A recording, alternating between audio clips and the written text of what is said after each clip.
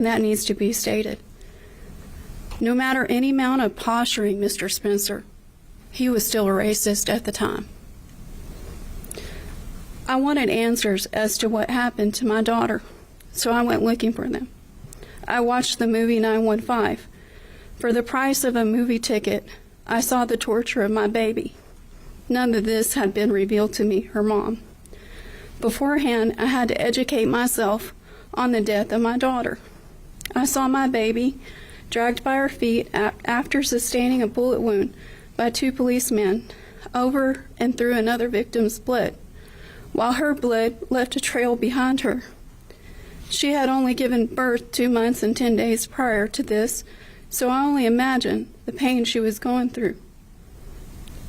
I saw her. She had blood on her feet and no shoes on. I watched her fall 4 feet from the ground off of the front of a shopping cart while the ambulance behind her drove off. I saw her laying on the asphalt, motionless. My Jordan. I was upset with the police officers that day, but after much therapy, I realized they were trying to get her out of harm's way and save her. We need police officers more than ever before, and we thank them for their service. And I am so sorry for what they saw and experienced that day, them and other medical officials. I was told that she tried to call me. I didn't get that call. That haunts me to this day. If only I had received that call, I could have been there for her. The other victim said that she tried to call her mama. I was at a funeral for my friend that had died of cancer when the shooting was occurring. I see the image of the picture we had to identify her with in my head all the time. My baby's arm still had dry blood on it. August 3rd, 2022. My husband and I were eating together for the first time alone in 3 years due to the pandemic and both of us being safe because we're both immune compromised. We noticed an article going into detail about what happened to Jordan, Andre, and baby Paul inside that bank. We read in horror about what happened to our daughter. We just broke down crying. She and our son-in-law and others, the bank's customers, were locked out of the vault, where the bank's employees locked themselves safe inside. That doesn't make sense to me because I used to be a banker and I worked for Wells Fargo, and we were always told to protect our customers. Jordan and Andre and baby Paul were left outside in harm's way. The magazine released their article on the anniversary of the shooting. To them, another August 3rd article. To us, unknown facts that reset our morning clock back to August 3rd of 2019 and completely crushed us. During the tragedy, there were many positive things. I would like to thank former Mayor DeMargo and his staff for being good people. I would also like to thank all the people and companies that donated to our family. We're truly grateful. It helped ease our stress during one of the worst periods of our life.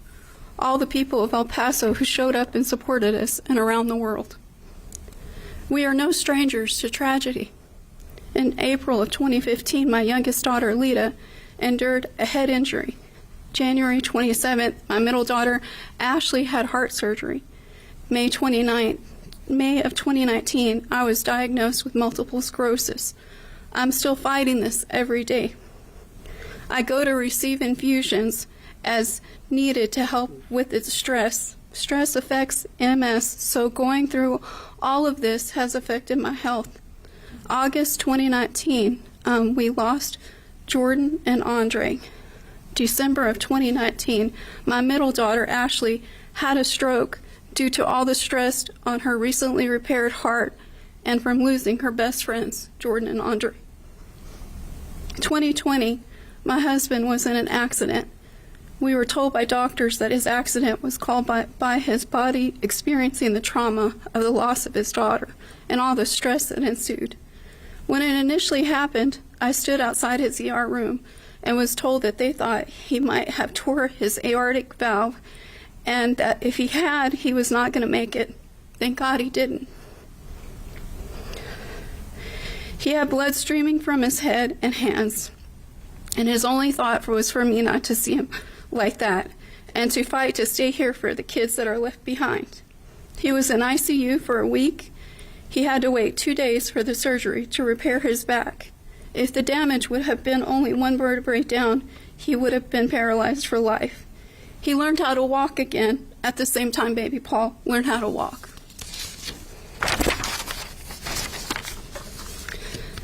Before the federal sentencing, I had a heart attack due to the stress I was under. December 2024, we found out that my husband Paul had cancer. If you look at his throat, you'll see that there's a slit from the middle all the way up to his ear. March 20 and 25, I lost my mama. What keeps me going is her children, Sky and Paul. My husband, Paul, and the rest of my family and friends, and of course God. I will not let hate win. God does not see color. He sees us all as equals. Revelation 14:6 speaks of God's people belonging to him. They come from every nation, tribe, and tongue. Where there is one person that thinks like you, Patrick, there are 10 more like my family, and I know that every race is beautiful and equal, and each holds its own unique gifts. Hate and racism will never prevail over love and kindness, because that is not what God intended. I forgive you, Patrick. I have since the beginning, because I will not have hate like you did at that time. You literally hunted people. You alone have to live with that. I truly hope you have found God by now.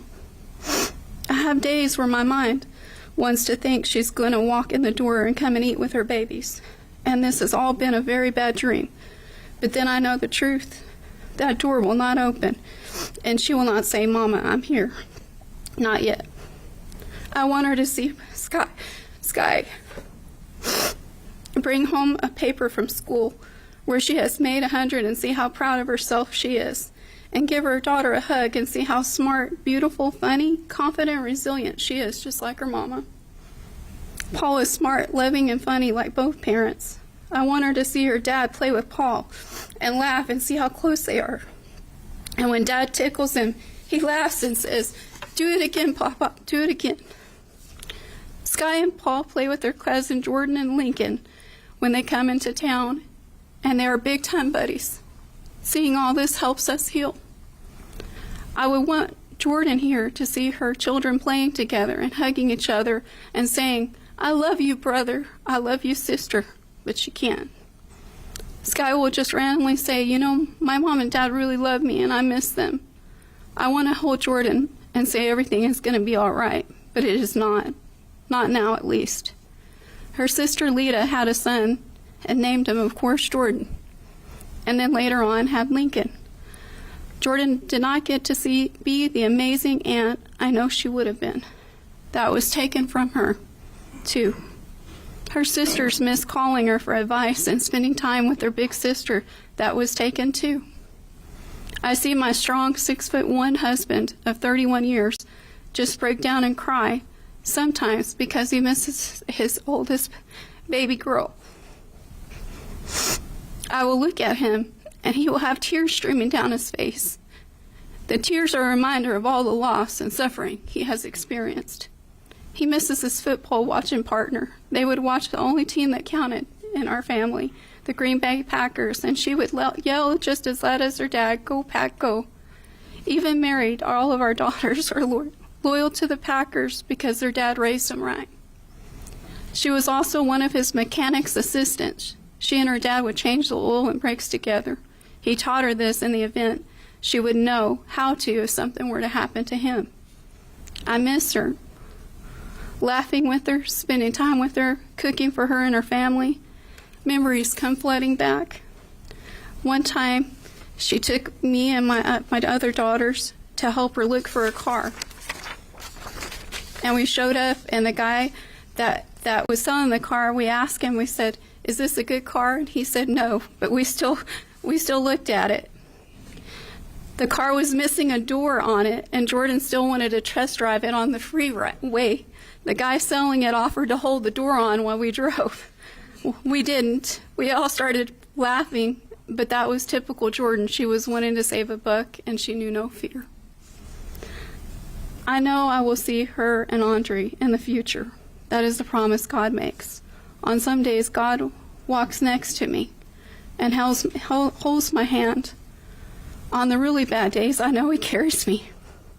This is the only way I know I have survived. I continue to pray for all the families, for God to give them strength to endure all this and the comfort when needed. My faith is stronger than it has ever been, and for that I'm grateful. Our lives will never be the same. We see Andre and Jordan and Sky and Paul, and that is who they left behind as their greatest gift to us. I read all the articles and watched the doctor on CNN say how he tried to save her, that she had a baseball-sized hole in her lungs and no amount of surgery would have ever saved my baby. I'm eternally grateful to him. At the very least, he tried. I imagine how scared she was during the shooting, trying to be quiet, seeing her husband shot, and trying to protect her son. The surgeons told me she kept asking for her baby Paul. Even dying, she was looking for him, a mother's love. One of the surgeons went to Jordan's funeral and told me in my grief-stricken state that she did not die alone, that the surgeon held her hand as she died. I did not realize how important that would be to me later in my healing process. Thank you for holding Jordan's hand and being there with her in her last moments. I appreciate that more than you'll ever know. I would have traded spots with her in a heartbeat that fateful day. She needed to be here for her babies. I have survivor's guilt and blame myself for not being there to save my daughter. My husband and I have nights where we can't sleep thinking about her. Revelation 21:4 promises I will see her again. If my daughters do not pick up their phones when I call, my mind races thinking something has happened to them. We will not be the same in this period of time, but I look forward to the time I get to hug her and just hear her voice and see her smile. She has an Instagram video, which I see her, where she's talking to her daughter. I watch it over and over so I can hear her voice again.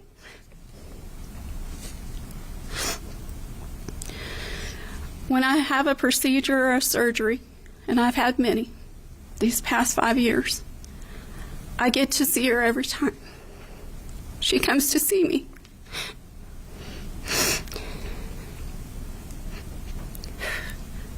I wake up crying, looking for her. I think I'm the only person that looks forward to surgeries or procedures because I get to see my baby again. Every month, my quality time with my daughter, Jordan, is leaving new flowers on her grave. I take her pink flowers most of the time because that was her favorite color.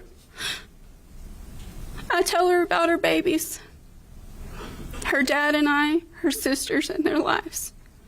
I just want my daughter back. One of the comforts I have is that when I do pass away and I wake up from death,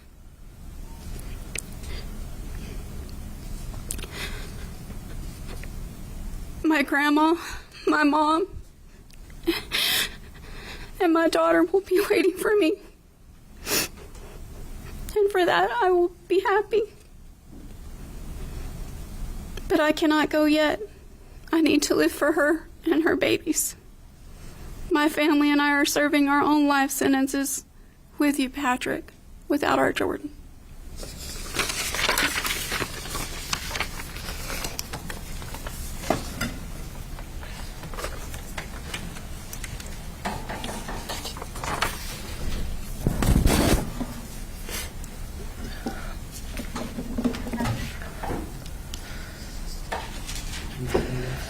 Hello, my name is Lira Cuellar. Hi, my name is Lira Cuellar, and on August 3rd, 2019, you took the lives of my sister Jordan Jamrowski Anchondo and her husband Andre Anchondo. The morning of August 3rd, 2019, I woke up and went to a funeral for someone from my church I didn't know them well, but my mom did, and I went to support her. I remember sitting there and crying, not just because of the sadness that filled the faces of her family around me, but because it hit me that I was 19 years old and I had never really experienced death. It made me emotional to think about how lucky I had been. I remember thinking to myself, thank God I still have my whole family, and I couldn't imagine what it would feel like to lose someone I loved, especially at an age where I could truly understand what loss meant. Looking back, it feels eerie that I had that thought that morning, because later that very same day, everything changed. I had no idea that within hours, my family would be shattered, that we would be faced with the unimaginable, that we would soon be planning funerals for two people we loved more than anything, and that we'd be burying them in the same cemetery that I had just left, still carrying the weight of that morning's sadness, not knowing it was only the beginning. When we made the realization that day that Jordan and Andre were there, our minds were racing, clinging onto a slim hope that they were okay. Hours later, we had received a call that everything was in fact not okay. My oldest sister was gone. But in that moment, we couldn't grieve because we knew she had her family with her, husband and 2 of their 3 children that day. So sadness quickly left our minds and instead was replaced by fear. Fear of not knowing how many people we would have to bury that day. Would it stop with just Jordan? Please let it stop with just her. It's what I prayed over and over again. But the terror continued. We learned the next day Andre was gone as well, their baby recovering from his parents protecting him, and their oldest daughter safe. Since then, we've been living in a world that feels unfamiliar and broken. How do you explain the kind of grief that lives in your bones? The kind that doesn't just visit, but it settles in and finds a home in your chest. Here's how I've tried explaining this and explaining their loss. 5 Christmas mornings without their laughter. 5 Thanksgivings with 2 empty chairs at the table. Dozens of family gatherings where their absence echoes louder than the conversations. Over 2,000 mornings waking up to a world without them. I've watched seasons change, babies be born, and life move on in ways that they should have been a part of. Time has not made it easier, only more surreal. But in those years, life did not stop.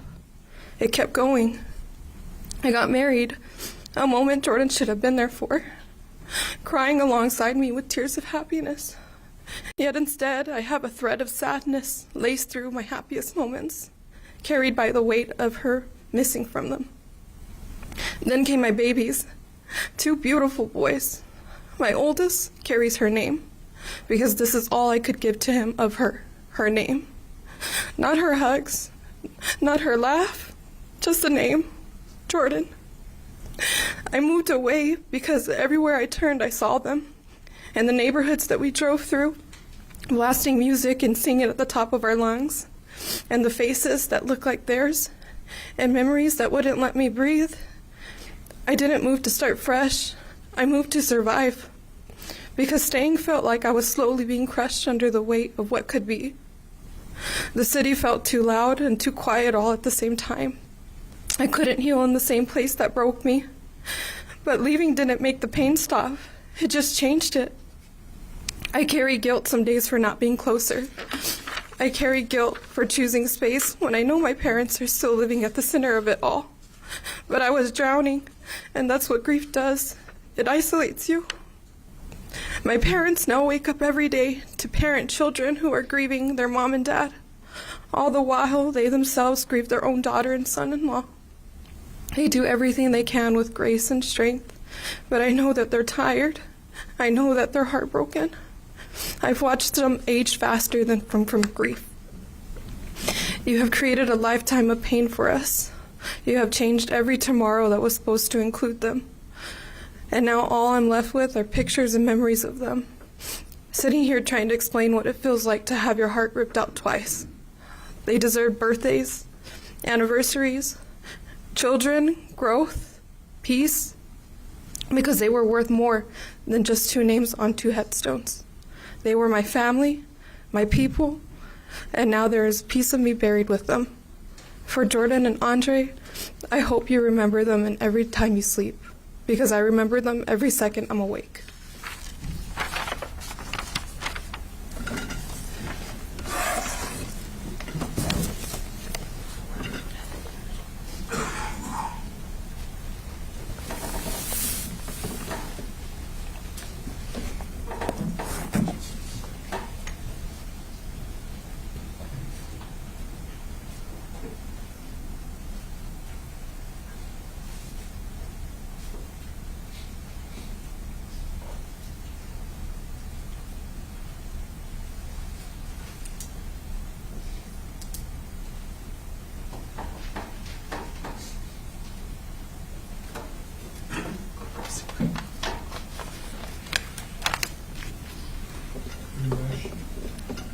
No.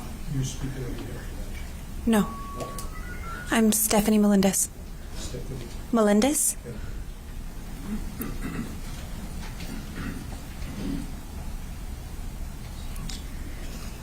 I wasn't going to speak. I had said what I needed to say during the federal. And I never wanted to face you again. But then I thought this time, instead of talking to you, I was going to tell everybody about the man that you stole. I'm going to share a letter that I wrote to my dad a few years ago when I was struggling to deal with my own grief and anger. Dear Dad, do you remember when I turned 16? You came into my room with a big phone book and you put it on my bed. And you simply said, "It's time for you to get a job." I remember being so angry with you and throwing a tantrum any 16-year-old would throw. You simply did this eye roll thing, and you walked out of my room, and you just said, "Welcome to the real world." Dad, thank you. Throughout life, you handed out these tiny life lessons that as a child I never noticed. From brushing your teeth, to turning off lights, to were you born in a barn, close that door, and never count your chickens before they hatch. You doled out these harsh realities of growing up too, like appreciating the food you were served, to saying no to going out and setting up a curfew. You signed failed tests and you forced structured study time.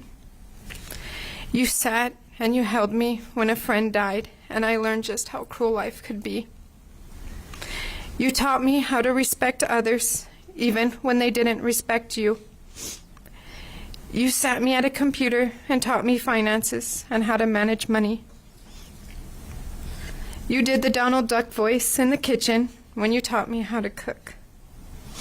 You showed me how to feed a turtle and how to care for every little living thing. You sat with me with your note-filled Bible and taught me spirituality and faith. You made me watch the news and learn politics, no matter how much I hated it. You also taught me how to voice my own opinion and stand by it, while simultaneously respecting a differing opinion, which led to very many heated debates between us. You made me apologize in person to anyone I had wronged. You taught me humility, humanity, and empathy. But my point is, Dad, thank you. Because of you, I grew up and was able to live wholeheartedly. I was able to stand up for myself. You made me into the strong woman I am today. You are reflected in every decision I make. Your lessons whisper back to me as I move through my life. I just only wish you were here to see. Looking back at 16-year-old me, I wish I could tell her it was worth it. Starting to work young and learning to manage my time around schoolwork and activities taught me something more than a paycheck. It taught me that you cannot just be handed and take what you want. You have to earn it. You have to work hard in life, and that life, yes, isn't fair.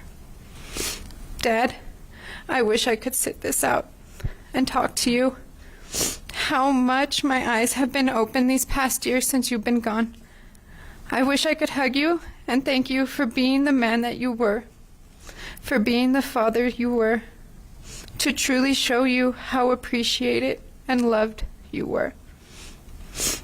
And then I would ask your opinion in one of our usual talk sessions. Both of us in the kitchen cooking. I would ask you, what would you say to the boy who killed you?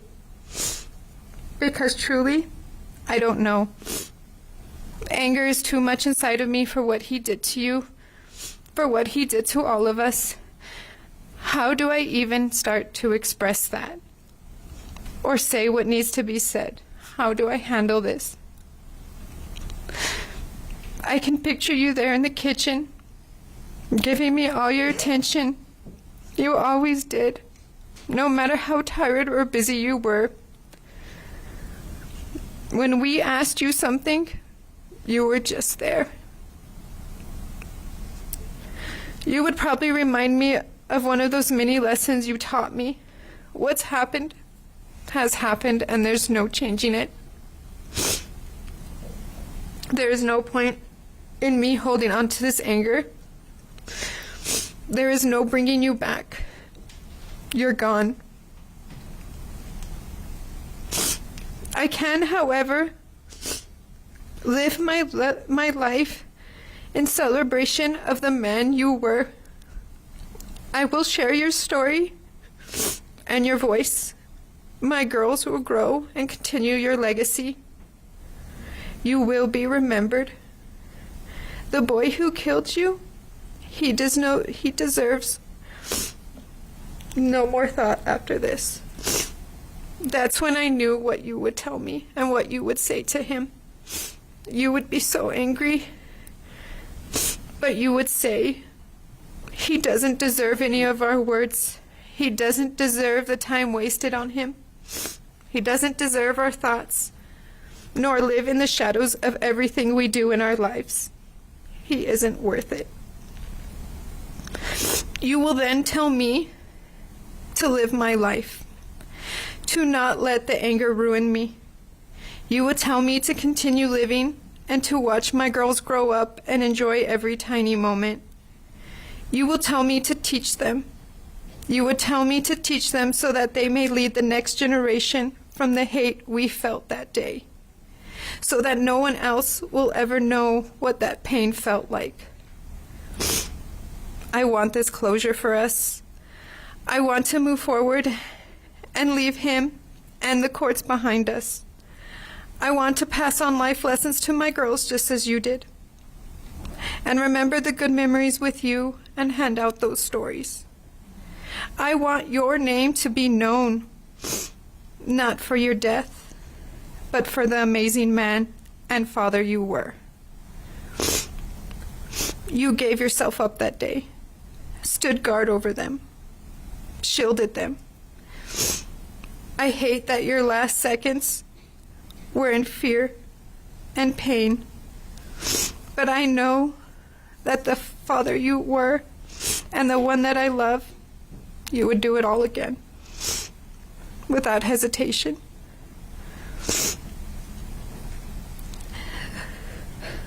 You were the one that I knew could fix anything, the one who had all the answers, and you were the one who took the bullets for the ones you loved. You will never be forgotten. When I was a little girl, I had a lot of nightmares. I was scared of most everything. You would come into my room and turn on my Beauty and the Beast light and sit on the edge of my bed, and then we spoke about angels. You even pulled verses up in the Bible. Angels became a security thing for me. It became our thing. And you always reminded me of their protection and their guidance. I know you have your wings now, but I am not asking you to watch over us or guide us or protect us. But instead, I want you to rest. I want you to find peace, because you deserve your peace. And I've got it from here.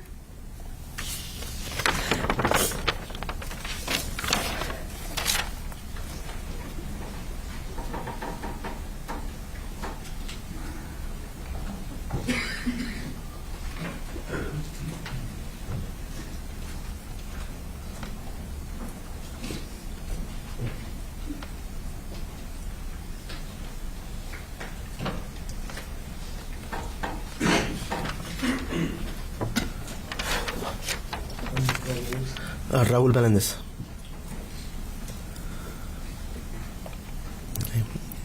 On August 3rd, my family, forever changed by the Walmart shooting. My father-in-law was tragically taken from us, a kind, loving man who brought strength and warmth to everyone who knew him. Losing him in such a violent, senseless act has left an unfillable void in our lives. My daughter was also there that day. By some miracle, she survived. But survival doesn't mean she's unharmed. She carries the weight of what she saw, the fear, the confusion, the trauma.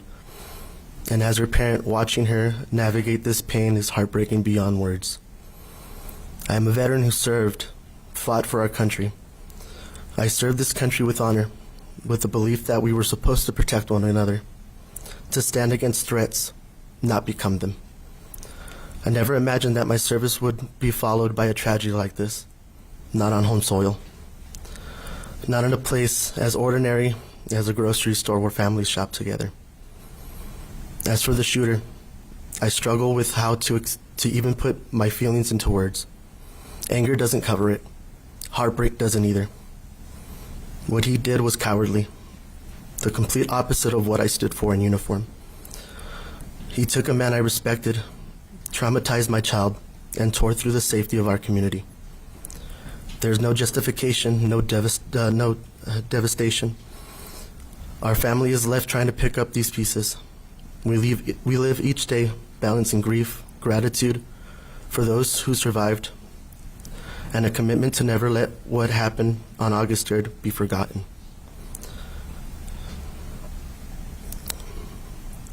Also, go a little bit off script a little bit. I never thought I'd see the day that I'd see a clown in handcuffs. Thank you.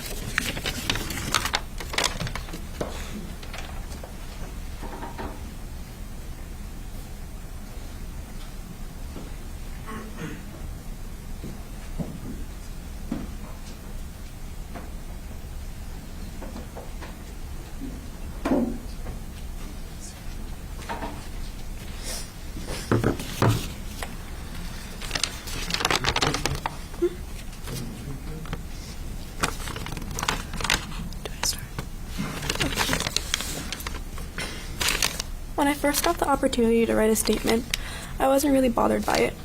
There were millions of things I wanted to say to you, but I found myself stuck because it occurred to me that no matter what I say,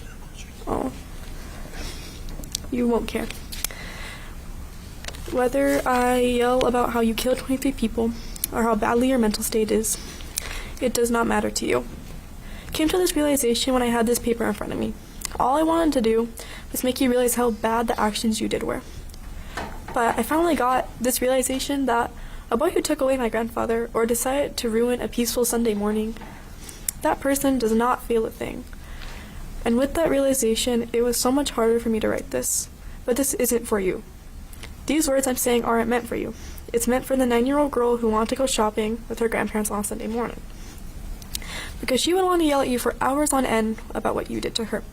She would tell you the shooting ruined her social life for several years. She would tell you something as simple as eating dinner out in public was scary. She would tell you how she felt true sadness for the first time when she saw her grandfather laying on the floor not alive. That is what 9-year-old me would say. But what I would say now is that I'm mad. I'm mad about how I'm labeled as this helpless girl who can't do anything for herself when I'm not. I'm a powerful survivor with a voice. I would say that I'm angry about having to say this to a boy who lacks a single thought of empathy. But I would say I am happy all this is over when I walk out of this courtroom free of you and the stress and frustrations on this case. On the same note, because you don't care, let me, a 14-year-old, say how happy I am they didn't give you death. Because prison will make you suffer, and death would have been the easy way out, when this is the last thing you deserve. I'm also asking everyone to listen to me. Because the man who did all of this can't do anything to me anymore. He cannot change my life anymore. And he already has. But everyone else, I don't want your pity. I am a survivor, not a victim. And I want to grow up without the shadow of the shooting or being labeled as such. I want to go to college and pursue my own dreams and future. I want to advocate for other survivors and influence the laws of society so no one has to go through what everyone in that store went through that Sunday morning. The statement was not for you. You can go to prison and rot, for all I care. The statement was for myself, for everyone who didn't have a voice, and for my grandpa who should still be here with me. This is my opportunity to express myself and be heard without judgment. So I'm going to walk out these doors and move forward with my life and not you haunt me anymore.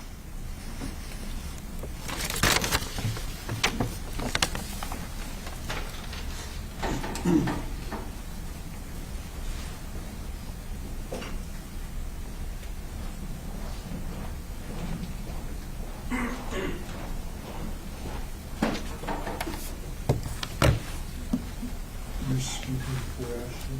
Yes.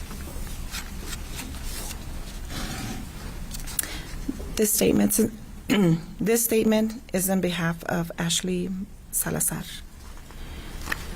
First, before I speak, I just want to say I don't want to say anything to Patrick. I don't think you deserve any recognition or any words or even my time. So moving on, this is not for you, but for the families of the victims.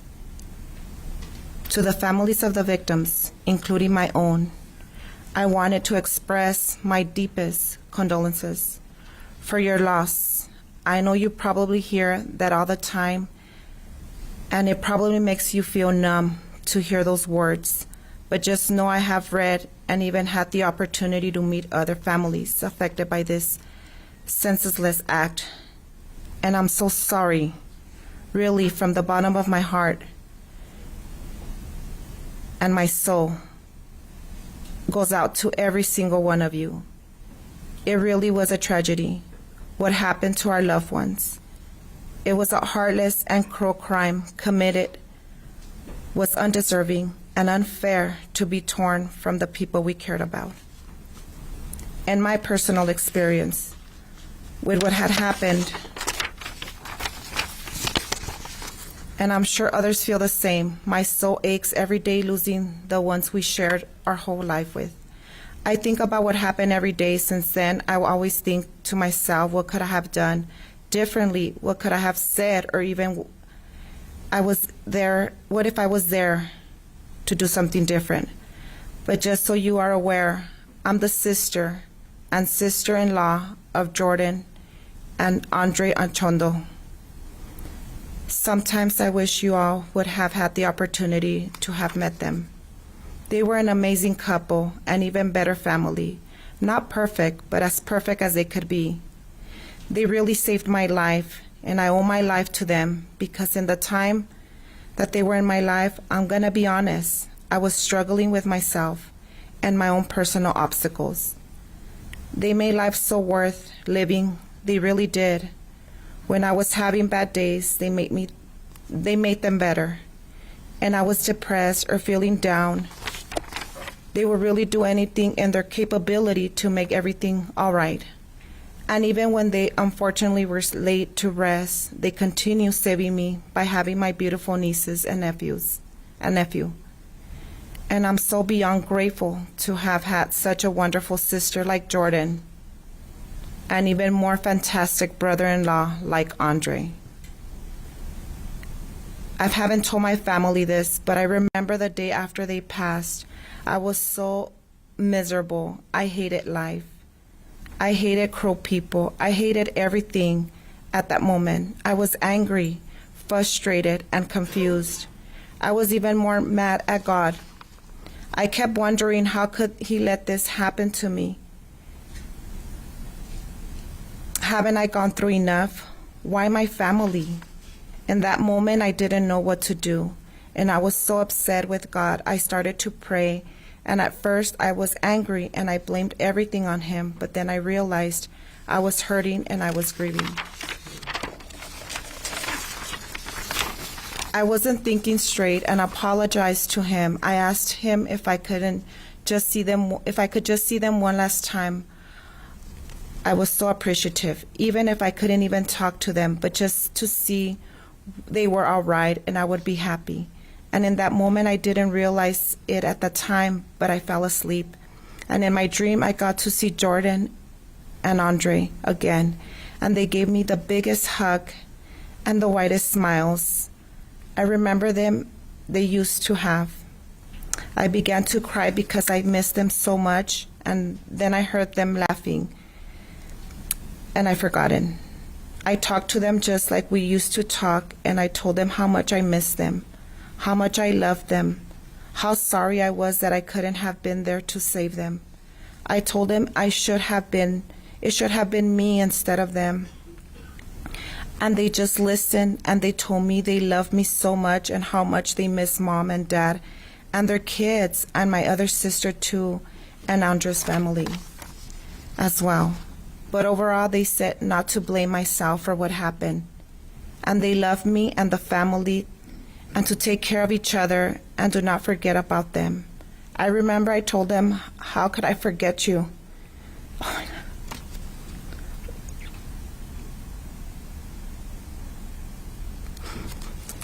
Oh my God. You were my angels.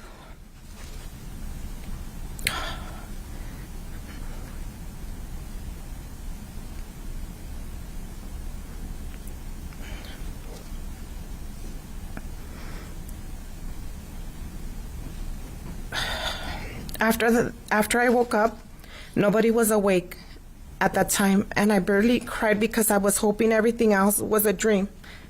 But then I realized, oh my God,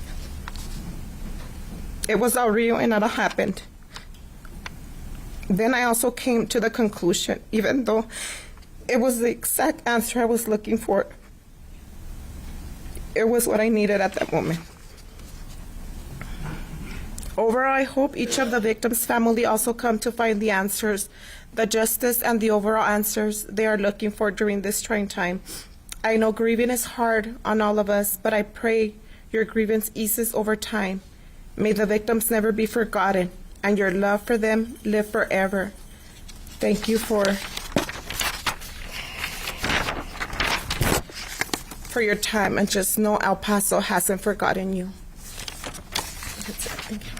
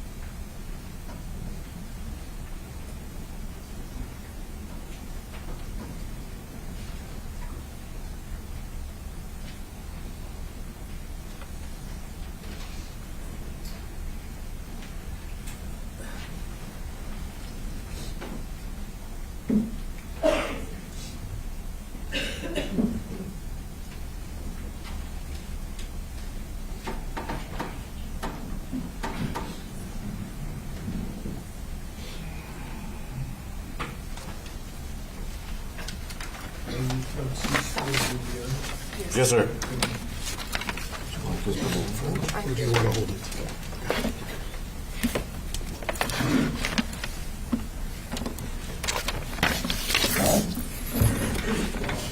it? Good morning. My name is Frank Rodriguez, Francisco Rodriguez, Javier Rodriguez. I just want to, first of all, thank everybody, the first responders, law enforcement, all the families, or any help that was provided on August 3rd, 2019. Look at me. I'm talking to you. Look at me.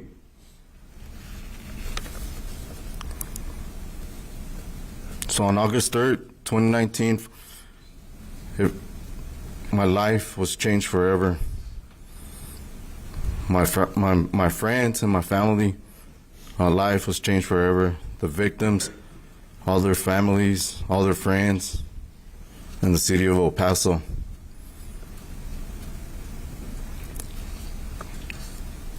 Like the judge said yesterday, you came down to El Paso with the intention of tearing us apart. But all you did, you brought us together. You made us stronger. You made the community stronger. You made my family stronger, my friends. And I'm pretty sure the victims and the families of all this tragedy, you made them stronger from your actions. In a way, I'm glad that all this is coming to an end, so that way they can take all the attention away from you that you're trying to create, or that you try to create with this horrible,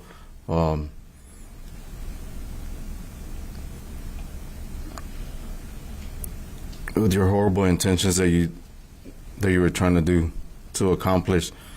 You didn't accomplish your mission like the judge said yesterday. My son was 15 years old at the time. He was pretty much a bystander. He just went down there with his uncle to the bank. Look at me. Look at my son.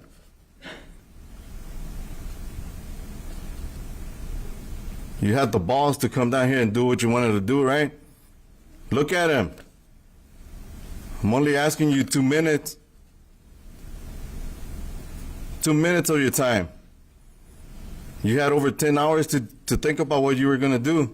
Now you can't give me 2 minutes?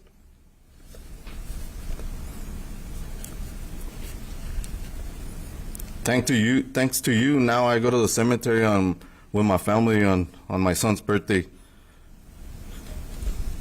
We take a cake, some ice cream, we go down there and sing happy birthday, and then we eat cake and ice cream. Thanks to you. Thanks to you, now I won't have the opportunity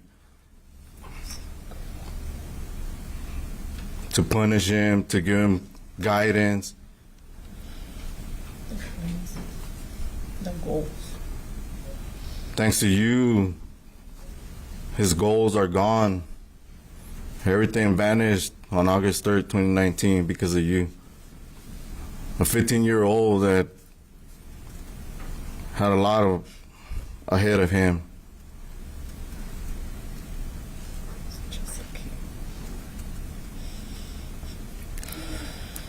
I'm pretty sure he didn't do anything to you. I know for a fact. Like some other family members, they're veterans, they served their time, they went so that you had your right. Your parents had the right to have you here free. I did the same thing. I went down there to Iraq twice so that you could come and do this to us.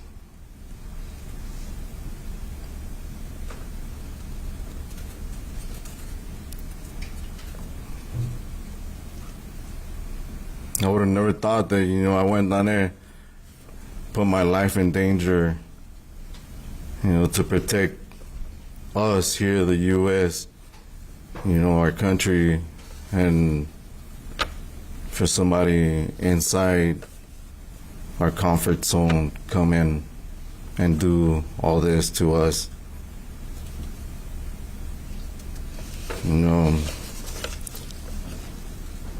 I wish I could just get 5 minutes with you, me and you.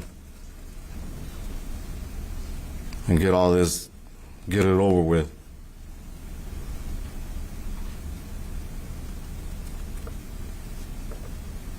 But from all the bad and all the harm and all the damage that you intended to do, you know,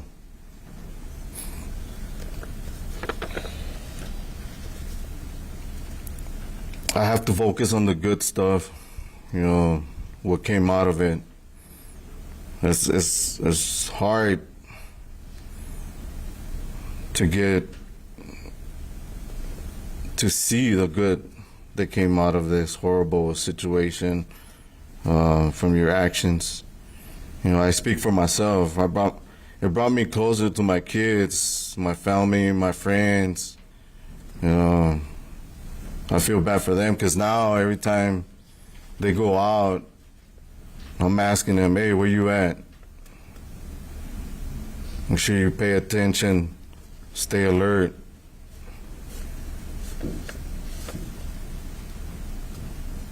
But hey, it brought me closer to them. And the most important thing is that, you know, it brought me back to God.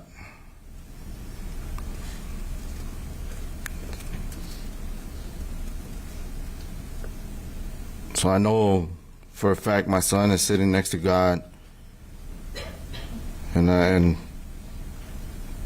I'm looking forward for the same thing, you know, when he says it's my time.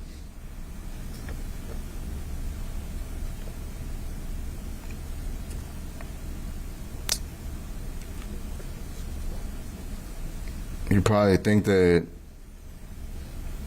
you make me lose or sleep over what you did, but I'm not gonna give you that pleasure.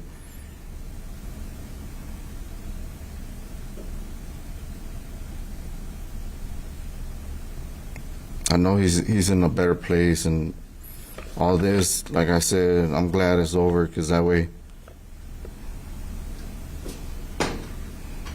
they can take all the attention away from you.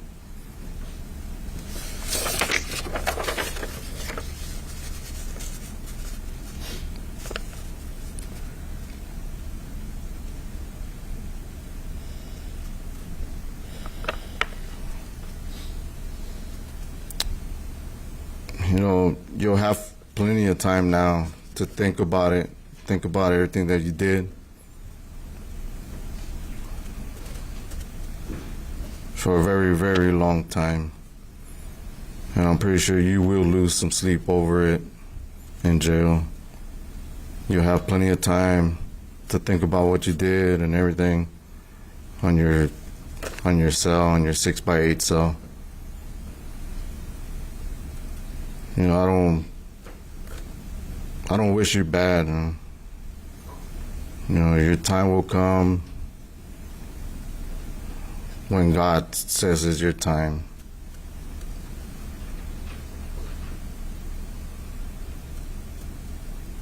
You know, you'll be accountable for your actions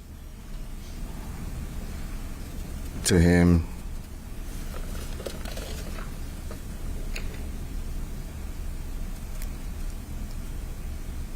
I just wish I could say a lot more things. But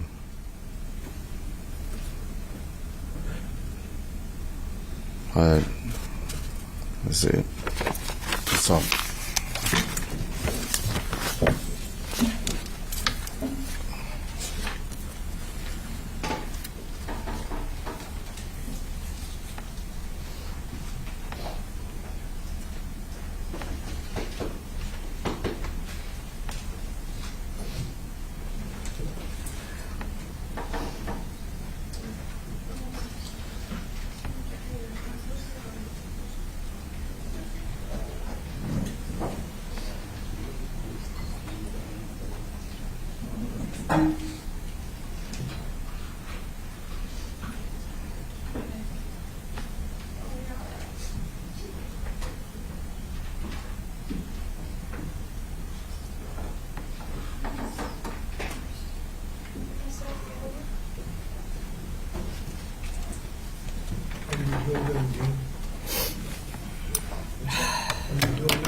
Yes, held in Dean.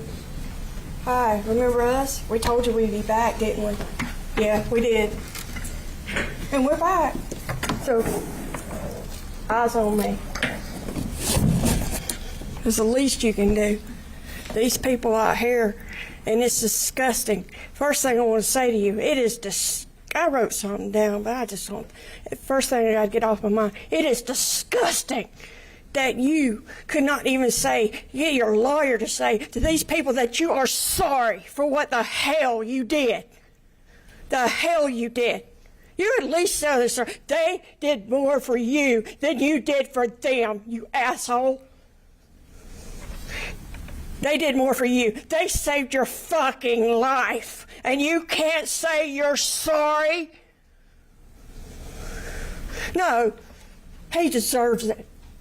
Somebody's got to tell him the goddamn truth. Excuse my language, God, because I love you, Lord.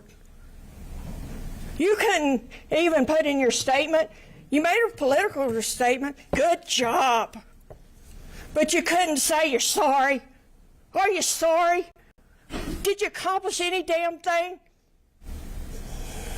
No, you didn't. Except for pain and hell.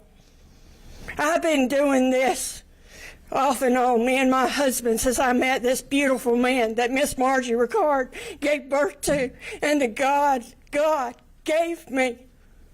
I've been doing this for 13 years, and not goddamn thing has changed. Not one gun law, not nothing. Between two assholes that thought I didn't need my family. That's how it feels. But when the media comes around and they need for a campaign, oh yeah, let's get back to that. Because I knew after the federal trial that somebody needed a campaign on something, right? Right? So I knew that this was going to be a campaign issue. But thank God, I did like him. I had no problems except for that one beef with him. That one beef. Thank God. He probably took a political risk. But this DA, y'all don't hold this against him. I'm pretty sure y'all think he did something that he probably is going to put him out of because people are going to be angry for what he did. But he did go around to the families, and you listen.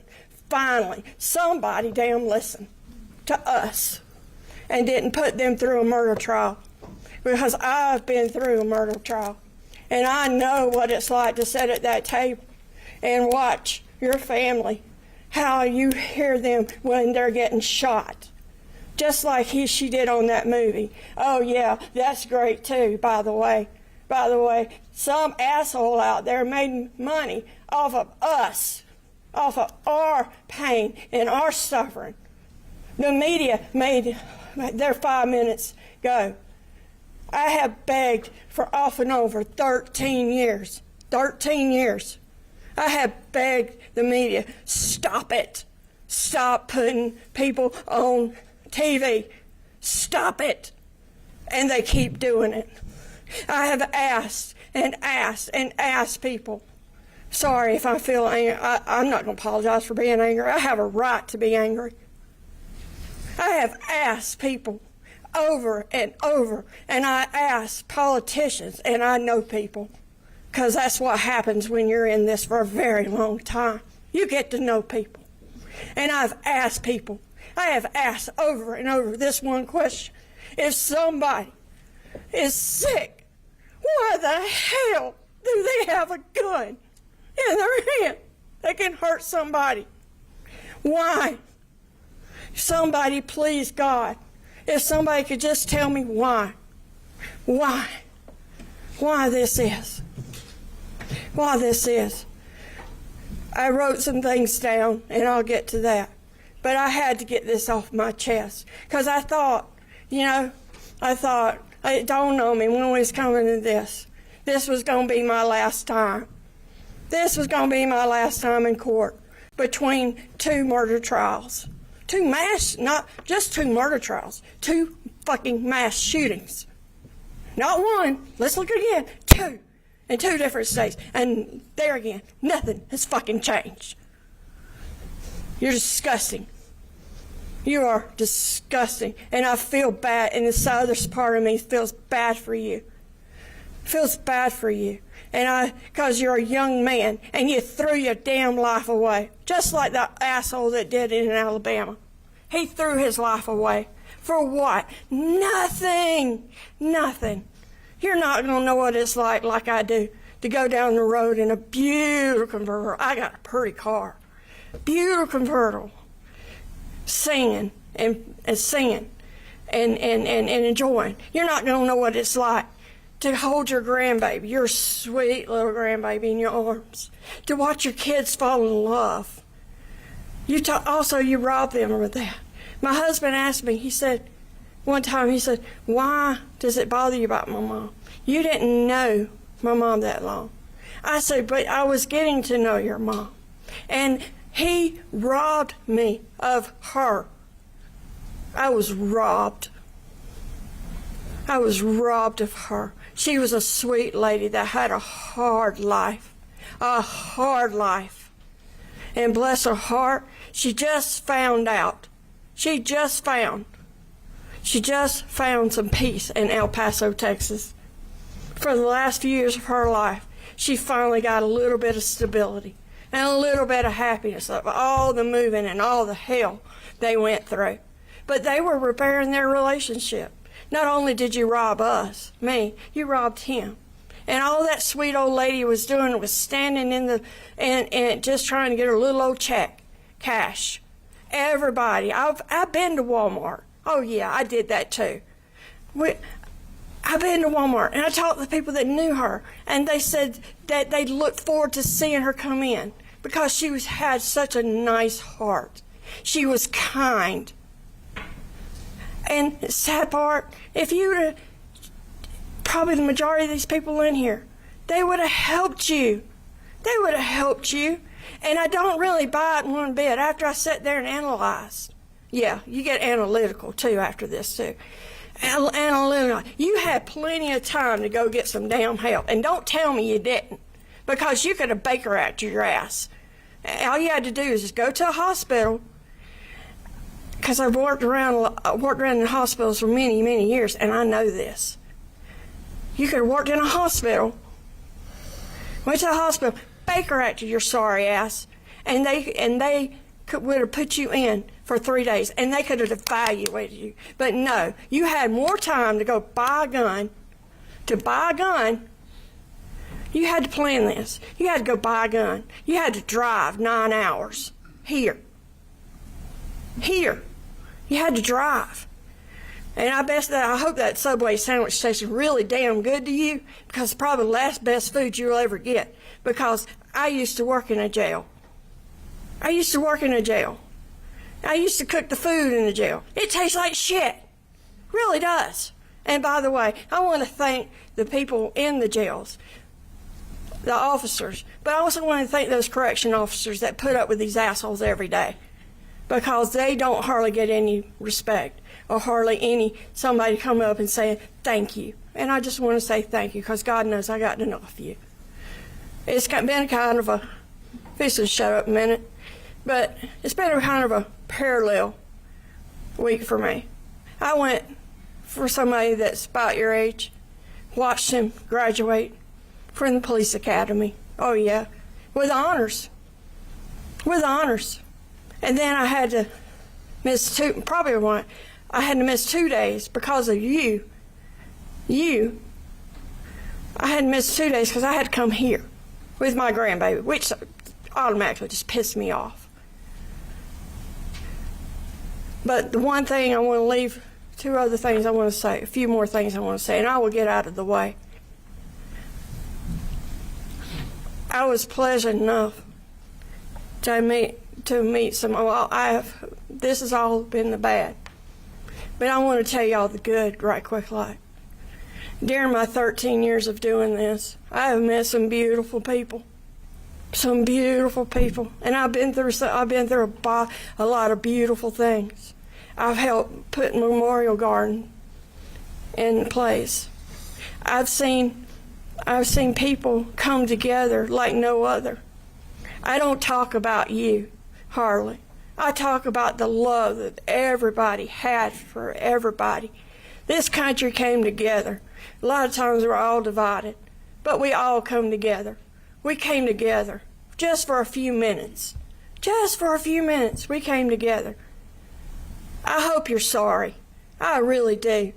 But I'll still say it again. It is pathetic, pitiful that you couldn't tell these people you're sorry after but they will be remembered one day in history that they showed compassion to another human soul more than you did.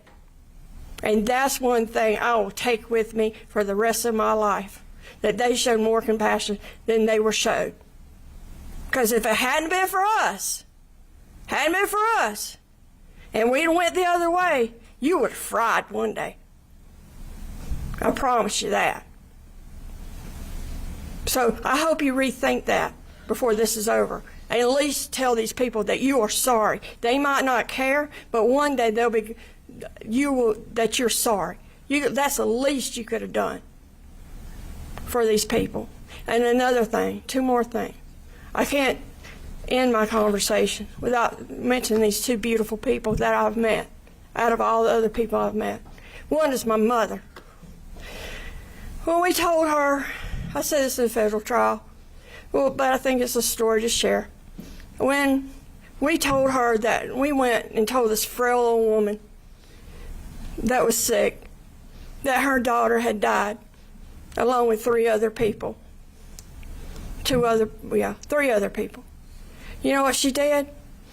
She got the minister and all of us around that was there to hold hands. And I thought this was appropriate. And she asked for prayer for that boy's family. Because she said nobody wins. Nobody wins. Nobody wins. When young people throw their lives away, nobody wins. And I remember that every day. And I try to remember to have that kind of compassion in my heart for another human soul. For another human soul. And then the other lady I have to tell you about is Marion Sheehan. She's a pioneer. She just passed away. We wouldn't all be here if it wasn't for ladies like her. Just a little old school teacher. Little old school teacher that her daughter got killed. And she fought for victims' rights. And that's one of the reasons that we are here now. And we have our rights to say what we want for ladies like her. So I just want to tell you that story because if I can encourage anybody to go out and ask these questions, why is it so hard to take a damn gun away from somebody that is sick? Or mentally, they could have dementia. They don't necessarily have to be a psychopath over here like him. But we need something to stop some of this violence. And may God bless you, rest your soul. I'm done with you.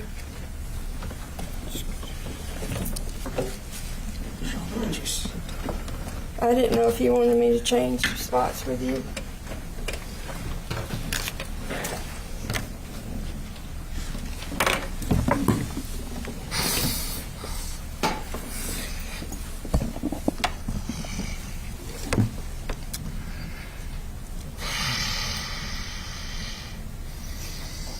I told you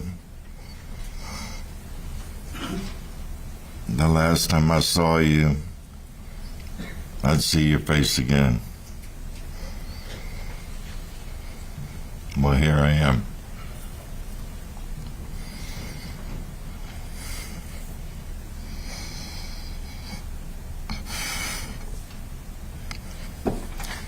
I've been trying to figure out what to say to you. No matter what I say, though, it's not going to bring back all the lives that were stolen that August 3rd morning, including my mother, Margie Rickard.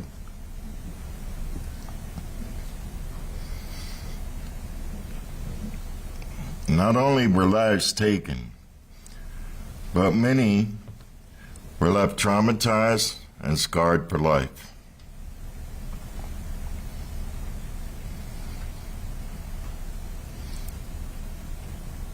You're a disgrace to humanity.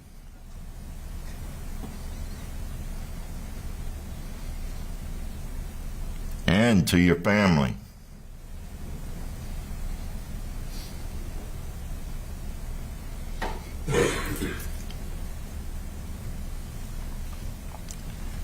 I've noticed your family isn't here.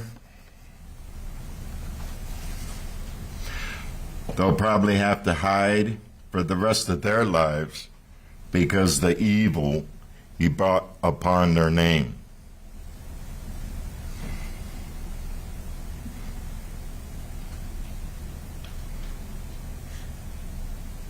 I've noticed you're looking a little rough these days.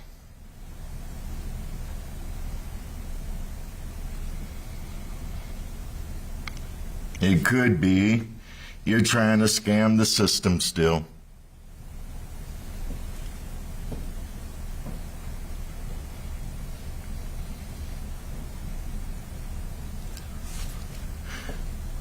Or being incarcerated is starting to wear you down.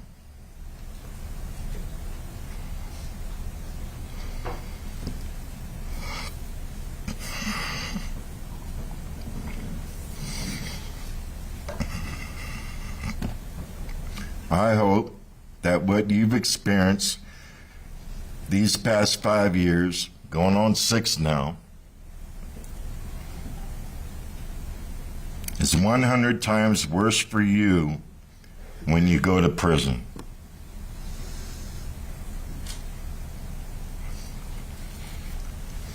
I'm not buying into this mental illness issue that your lawyers want us to believe. To me, you're just a copycat killer who wanted some attention.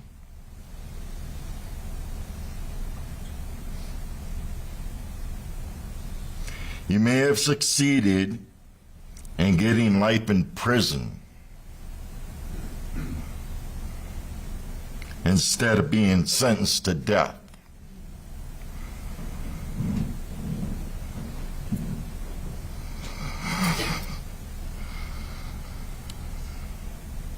My hope is you'll wake up each morning wishing you were dead.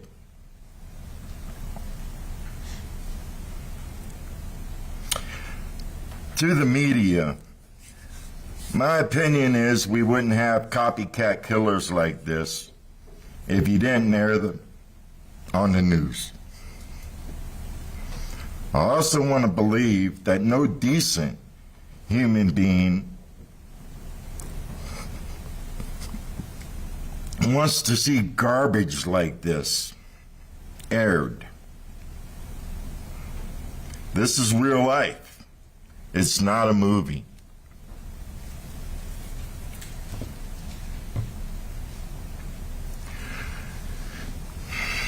To the present and future district attorneys' administrations, please remember that you were voted in office to represent the people of this city with your utmost respect and integrity. Work hard every day so that people like me can have faith in the justice system.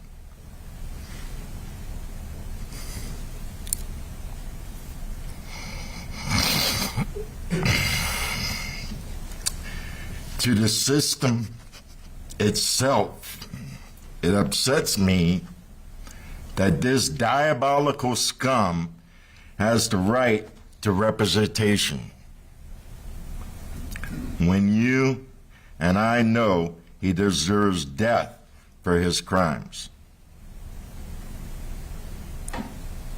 Facing the death penalty scared you.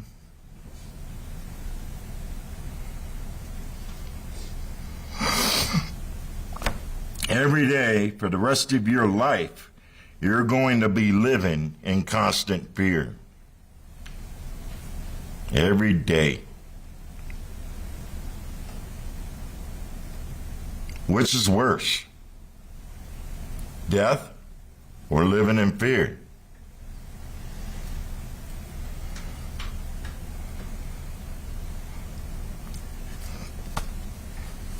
I'm going to continue to move forward. That's what my mother would have wanted me to do. That's what my mother would have wanted me to do.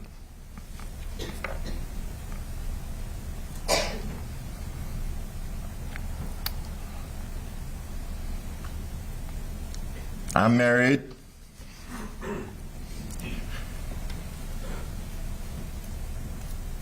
to a beautiful and supportive wife.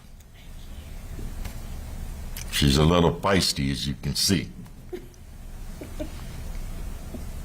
Yeah, I am. I have 3 biological sons, Biracial sons. 3 stepchildren, and a granddaughter. I have friends. I have a good job.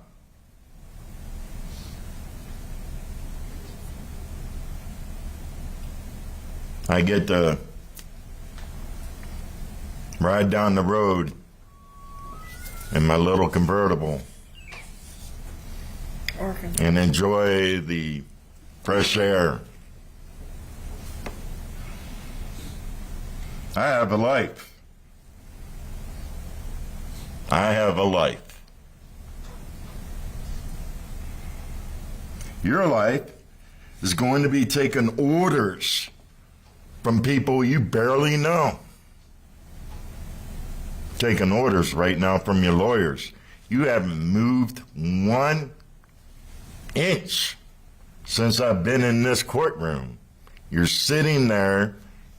I don't know if you're looking at me or if you're looking at that floor down there, but your lawyers taught you to do well.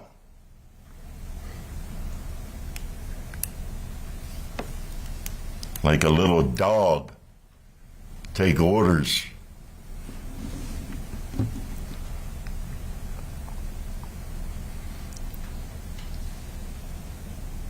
You'll be living in a cage like an animal.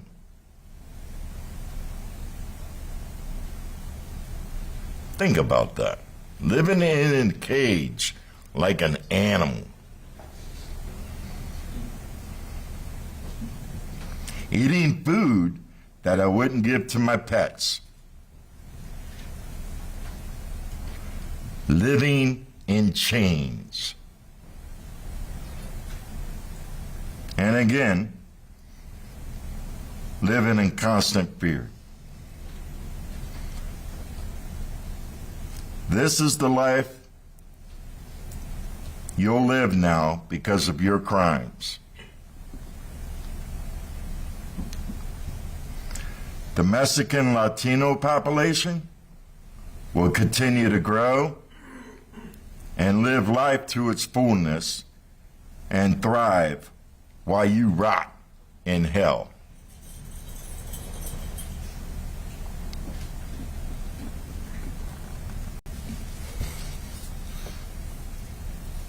I don't understand how you can go from an innocent little infant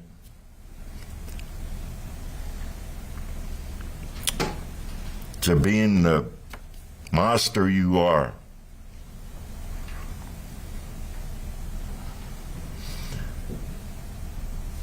If I were sitting in that seat right now, I'd be thinking I'd made a really, really stupid decision that morning on August 3rd.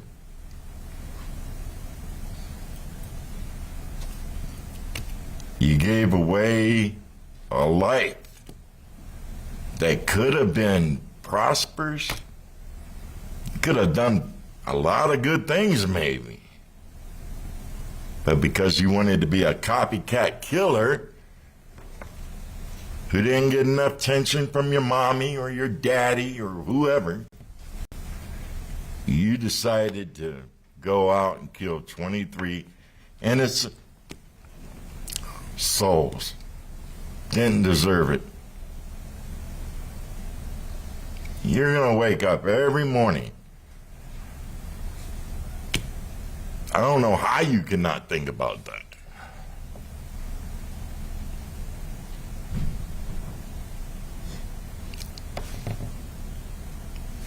To me, I'm thinking you're having a pretty decent day right now. You get to go away from the jail cell that you've been in almost 2 years now, and get a little fresh air from the distance of the garage maybe to the courthouse here. And you get to see people wearing suits and dresses, and it's a change of scenery from seeing prison walls. But that's what you got to look forward to when you get done for here today. That's your life. What a... I have a big one,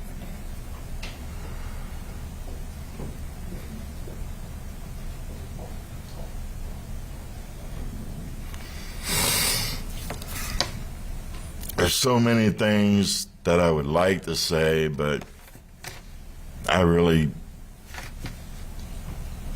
it's not going to do any good. There's so many questions I have for you that I know you're not going to sit over there and tell me the answers to them.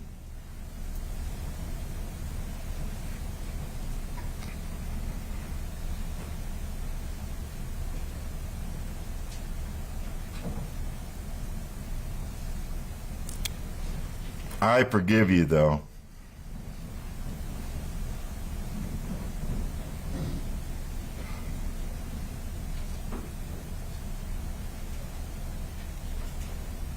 In order to be forgiven, you have to forgive others. That's the only reason I forgive you.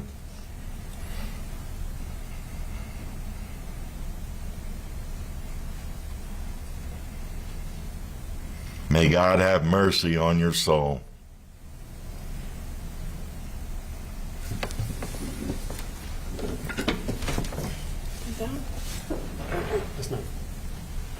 Just want to make sure.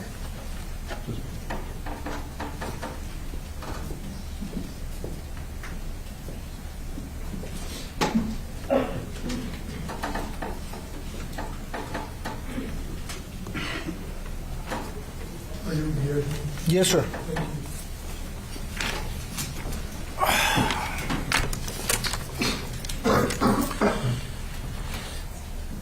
August 3rd, 2019 is the day that will be embedded in my mind for as long as I live, as the day that horrifically flipped my family's world upside down. It still brings heartache, anger, anxiety, and depression to remember the events of that nightmarish day, and reliving them to write this statement has been extremely difficult, mentally exhausting, and emotionally taxing. When I married my wife, my mother-in-law, Maribel Hernandez, said to me that she was not losing a daughter, but gaining a son instead. She even told me to call her mom, and that she was going to treat me like one of her own. Remembering that night before the incident, while on the phone with my wife, she told me, "God be with you," is excruciatingly painful. You see, this is the only mother figure in my life that has told me, "I'm proud of you, son, for the man, husband, and father that you are." She would send me encouraging text messages at the moments when I needed them the most. I could always talk to her, knowing that she would understand where I was coming from and not criticize or reproach me. Leonardo Campos, or Leo as I knew him, was a gentle and extremely patient man. Like a big teddy bear. The type of person that wouldn't hurt a fly, always seeking for the positive side of things. Leo was never confrontational. He was so calm, mellow, and friendly with everyone. He once told me that it was a waste of time and energy to be angry. His thing was to get together, have some beers, and fire up the grill. Let's have a great time, he would say. I remember how happy Mom and Leo were because we had plans to visit South Padre Island before the kids went back to school. It depresses me to remember that our plans for Thanksgiving and Christmas with them were also ripped from us that catastrophic day. My children had just spent part of their summer with them, one they will surely never forget. Never in our wildest dreams did we think that an individual's imbecilic ideology would yank our loved ones from us in such a gruesome way. My wife not only lost a mother, she also lost her best friend with whom she would have coffee chats daily. She lost her stepfather who loved her and our children like they were his own. My kids lost their grandparents who they loved very much and were looking forward to seeing them again when we all went to South Padre Island. Mom used to say it was one of God's most peaceful creations where you could sit in silence, enjoy the sunset, and rejuvenate. They loved playing board games with my children and listening to the advice and stories. My youngest daughter will never get to know her grandmother and her grandfather, and will only hear about them through our stories.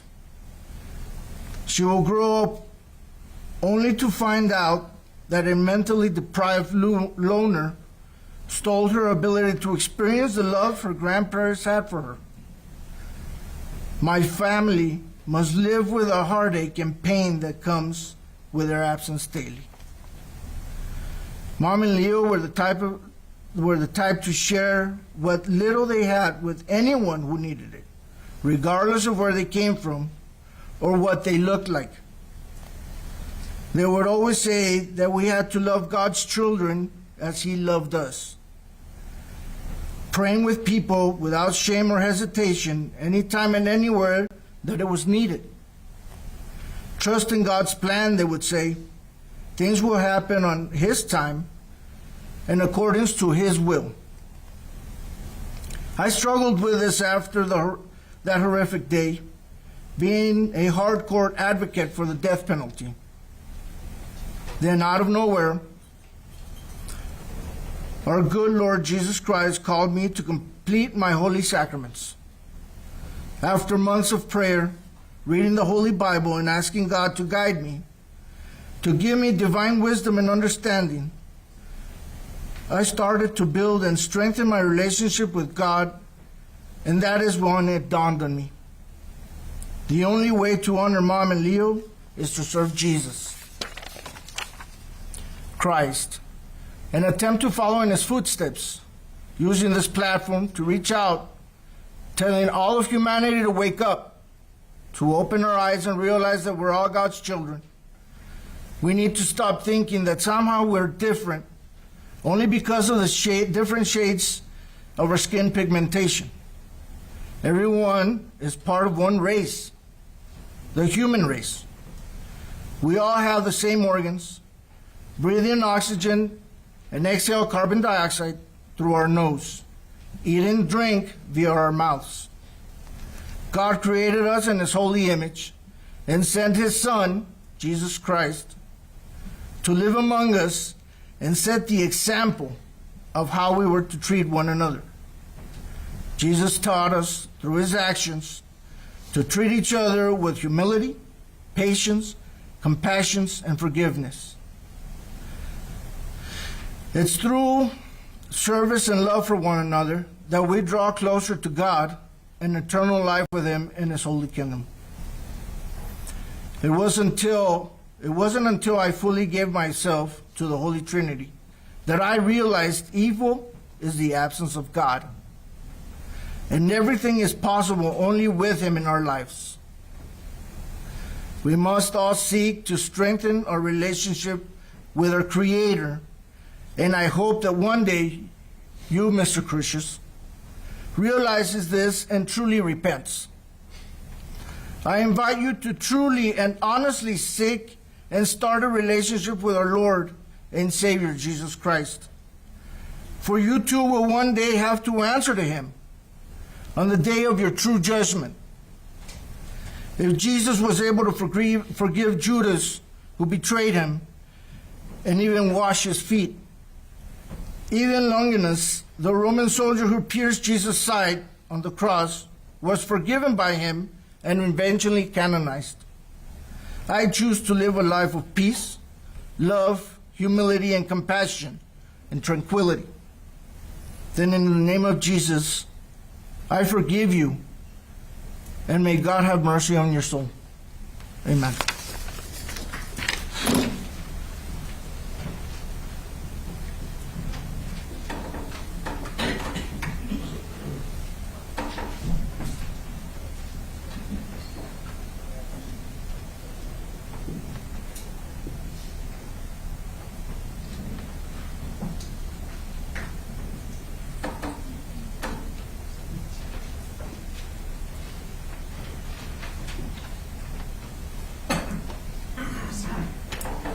Yeah, were you Michelle? Yes.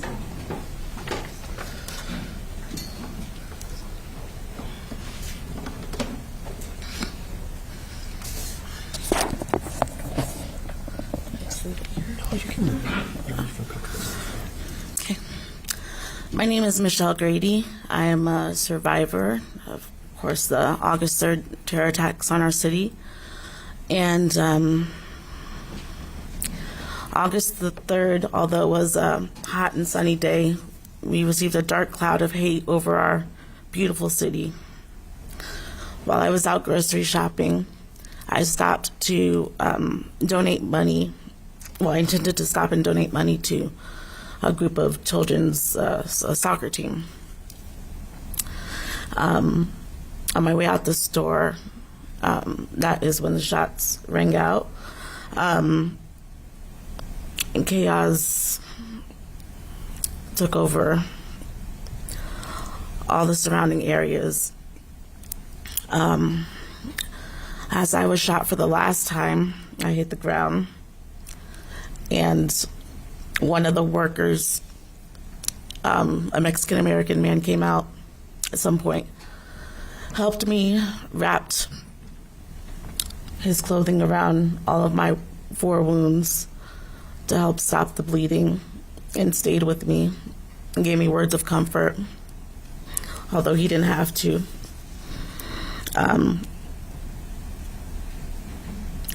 I prayed on that day that God would forgive me of my sins, and that if it be his will, that I would continue to live and my parents didn't have to find out that I was murdered outside of a grocery store. In that time, just as anyone would, well, most people would, when you're injured, I thought that I needed to reach out to my mother. I wanted her to hear it from me. So I called her and I spoke to her. And of course she was shocked. And prayerfully, she was right next to the store at the local mall. And she made her way over to me. She promised me that she would come. So her, along with my guardian angel, his name is Thomas, they stayed with me, held on to my wounds. Eventually, when the ambulances arrived, they worked together to get me onto a flatbed cart from Sam's Club and run me up the hill to the ambulance. At the time, I stayed conscious. And the ambulance, I don't know, the EMTs didn't think that I was critical because of that. And so they didn't want to take me. And me being a normally pretty fiery young adult was in a state where I could not argue. I was getting really tired. And so thankfully my mother was there and she made sure that I got onto that ambulance. I was indeed losing a lot of blood, although you couldn't see it because of the wrappings around me. I was put into a medically induced coma. I had a collapsed lung. I was unable to walk because of a shattered partial pelvis. So I had to learn how to walk again at the age of 33. I had to learn how to breathe on my own. I had over a dozen surgeries. And I also went to rehab as I was learning to walk again and use my right hand that was also injured.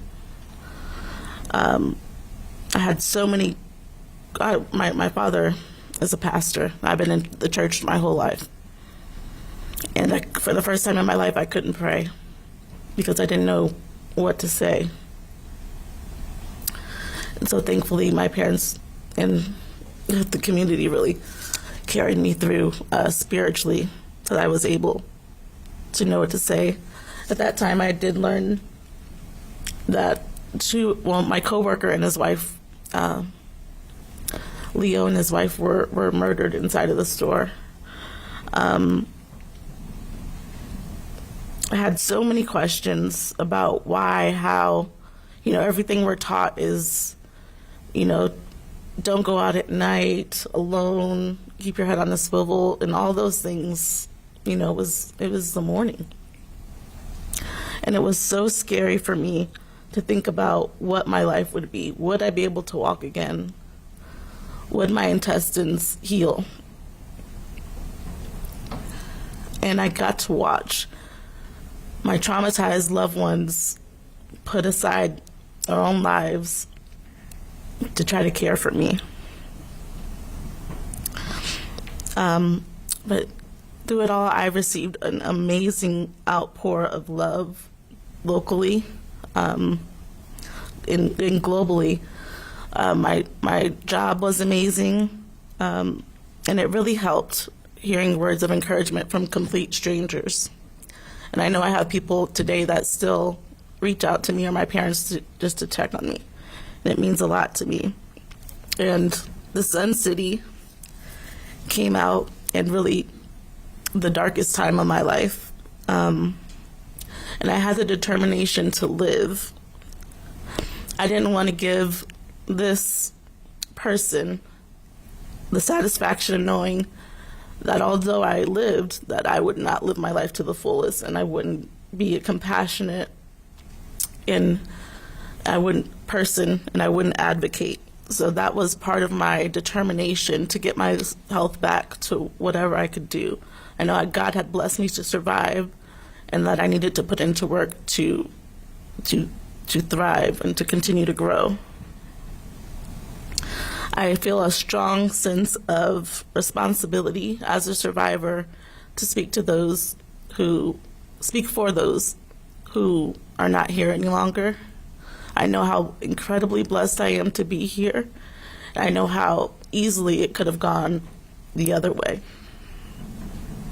So I'd use my voice to speak up through work for veterans who have seen war and active duty people. And as I go through life, I realize that we are all fighting a battle that other people don't know about, we're not privy to. And so I try to live my life with more compassion and realize that life is truly a gift and it's not promised.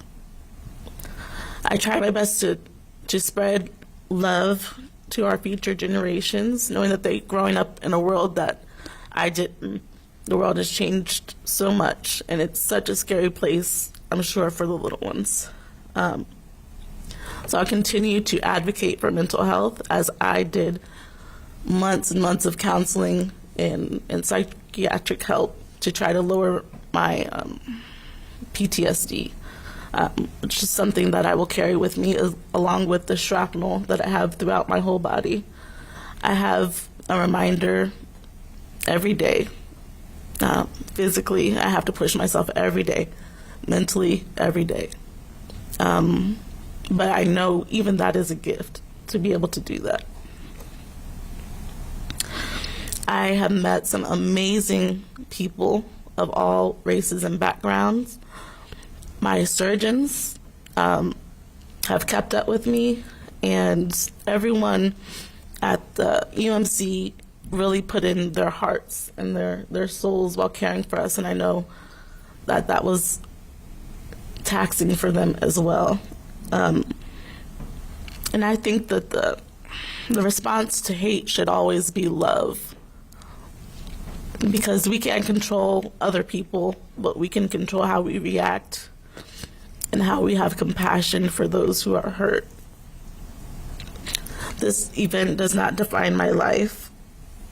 It slowed me down, but by the grace of God, I was not stopped. The love continues and the work continues. There's plenty to do. There's people who need you. There's work to be done for the good as we live our lives to combat the evil that surrounds us. I'll continue to advocate for the victims and the survivors, and I appreciate all of the love and support that I have received from the community, from the world, and I thank God for my life.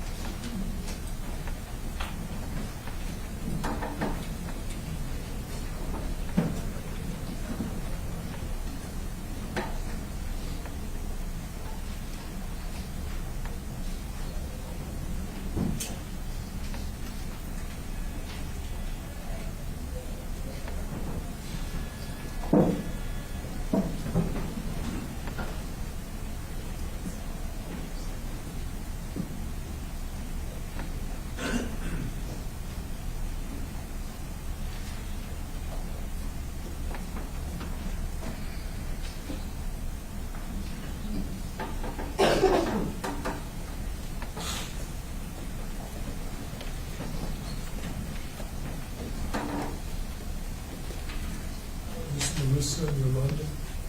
Yes.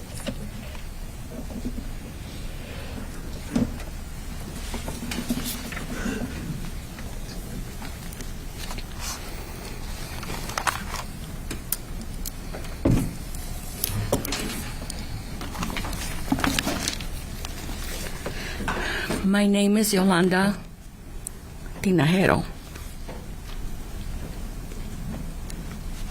I'm the eldest sibling of Arturo Benavides. My brother was a kind, sweet-hearted person.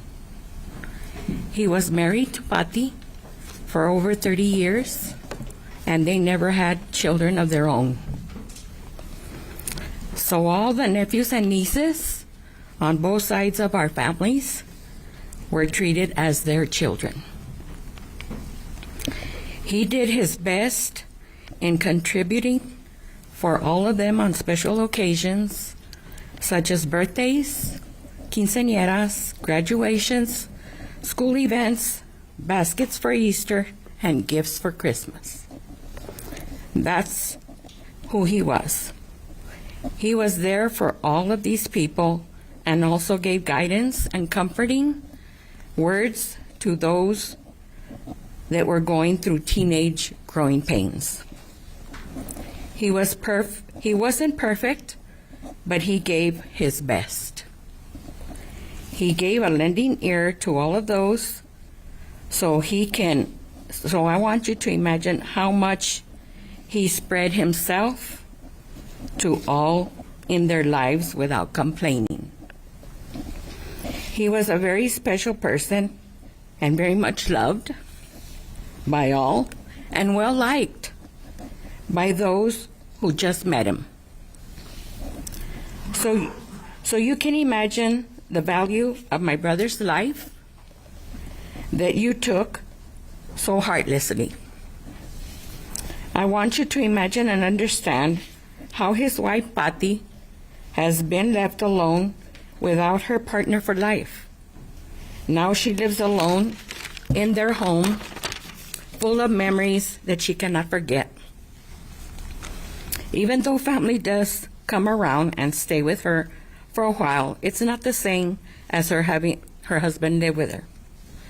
She is very lonely and is now going through health issues that have to do with a broken heart.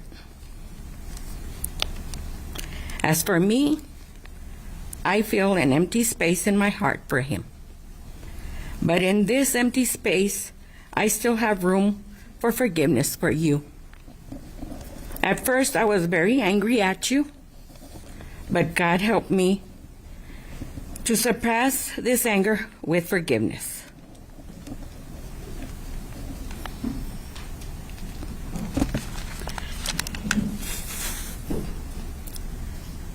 I feel in my heart to hug you very tight so you could feel my forgiveness, especially my loss. But I know it's not allowed. I want you to see and feel all of us who have been impacted by your actions that has brought us all closer with God's love, which shows you that this great city of El Paso is a very forgiving place to dwell in. If you would have come before to get to know our culture, you would have experienced what warm and good-hearted people us Hispanics are. We would have opened our doors to you to share a meal, breakfast, lunch, or dinner. Mexican style. So then your ugly thoughts of us that have been instilled in you would have turned around. Now you have the rest of your life to live in loneliness, and in that loneliness, you will feel ours. You're so young to live this way, but that's the choice you made. I hope and pray that you repent and ask the Lord for forgiveness for your soul's sake. May God have mercy on your soul when your time comes. And I truly say this from the bottom of my heart. And would it truly bring you peace and comfort and healing to hug him? Yes. Yes. Go right ahead.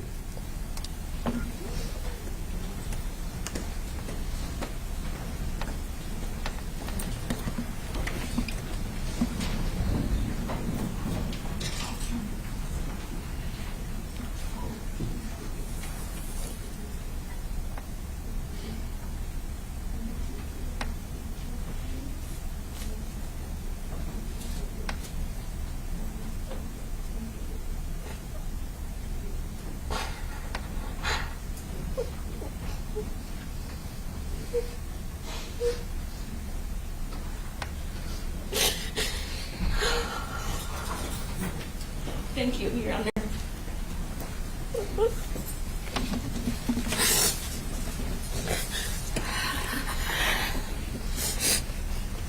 Thank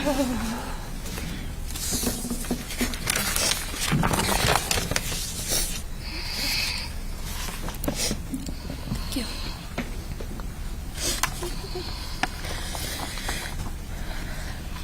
My name is Melissa Tinajero.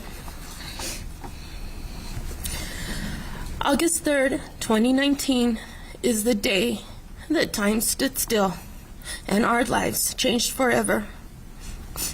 That is the day that you came here and destroyed so many lives. That is the day you took my Uncle Turi, Arturo Benavides, from this world in the most heinous way possible. You took my mom's brother and my uncle. You took my aunt's husband as she feared for her own life. It was a day of complete chaos. Not being able to comprehend what was happening and realizing that our family was affected. The utter shock to learn that my aunt and uncle were there was unbelievable. The fact that my Aunt Pati just barely escaped with her life, but my uncle was missing, was more than we could bear. I remember the anguish my brother suffered as he held on to any shred of hope overnight that my uncle could still be alive. It has been by far the hardest thing our family has had to accept. We are left to pick up the pieces of your mess. My Uncle Turi was a gentle man. He loved us all beyond measure. I was his eldest niece and got to receive his love the longest. We are lucky to have had him in our lives. He and my aunt never had children, but he had 7 brothers and sisters, many aunts, uncles, cousins, nieces, nephews, and friends who loved him very much. And he touched each life in his own special way. He was funny and silly. He was the best part of every family function with his funny catchphrases. He made us all laugh so much. He loved to be with family. He never missed a party. He looked forward to every holiday when we would all come together. He was also kind and generous. He was there for everyone in their time of need.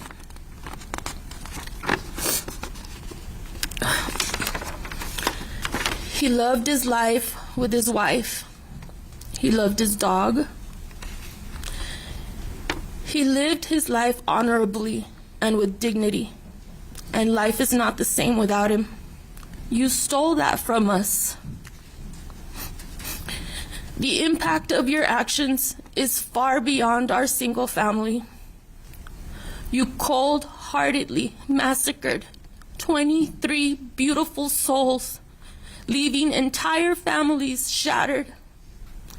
You physically injured 22 innocent people who will suffer for the rest of their lives.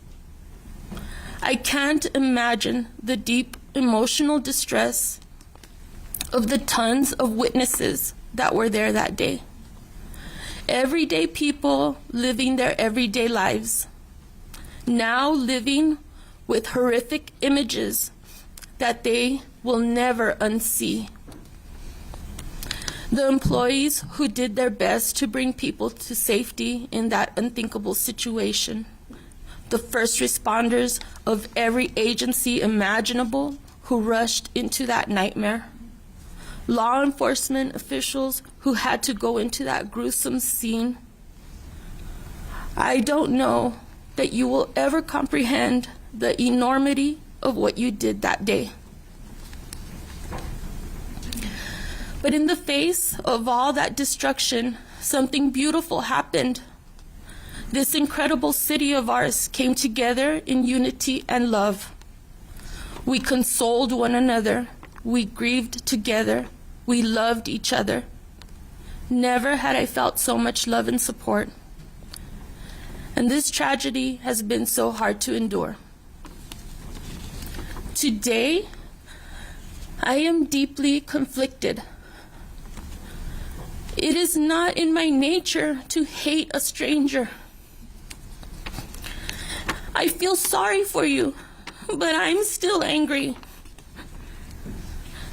I hope that after today, I can release that and that you will fade away into obscurity. My personal feeling is that if there was ever a case that merited death, this is it. However, out of respect for my aunt and the many other families affected by your actions who want to see this heartache come to an end now, I surrender my personal desires. My final request for justice is to my Lord and Savior. I leave you in God's hands and to His judgment. May God have mercy on you.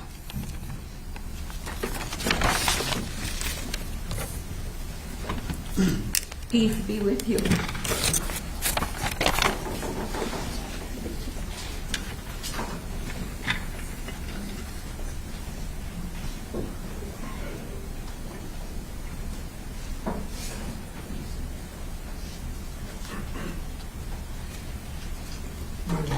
What's your name? Angela Hubbard. Thank you. The first year You prefer that one? Yeah. Okay. And did somebody leave this?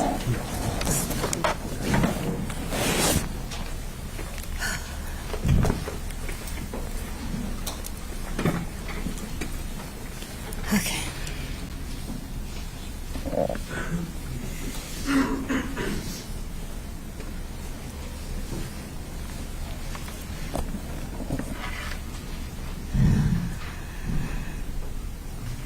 My name is Angela Hubbard. I was at the Walmart shooting. First, I want to offer my sincerest condolences to the family and friends of the 23 victims who were murdered. The 22 that were injured physically, and to all those like me who were emotionally injured by Patrick Crusius. I am very sorry for all your pain and sorrow. I am not any more special than any of the victims. I don't know why God spared me August 3rd, 2019. I strive every day to do God's will. I don't take a day for granted. On August 3rd, 2019, I went to Walmart to return a kitchen mat. I went into Walmart at the McDonald's entrance and proceeded to customer service. I returned a kitchen mat and paid for 2 bags of ice. When I left customer service, a Walmart employee and I bumped into each other. She told me, "There's a shooter. Run." I hadn't heard any shooting yet. She was approximately 20 years old with light brown hair. I am grateful for the warning this Walmart employee gave me, because otherwise I would have gone towards the Walmart exit. You saved my life, whoever you are, and thank you. I entered Walmart that morning through the McDonald's entrance exit, and that's how I would have exited. So again, a very sincere thank you. After her warning, I started running towards the middle entrance exit of Walmart. While running, I saw an emergency exit door, which I took. I told myself, yes, this is a blank emergency. I pushed through a set of metal doors. I ran approximately 30 feet and pushed through another set of metal doors. I found myself outside in front of Walmart. It was very quiet, eerily quiet. I thought to myself, there might be another shooter outside.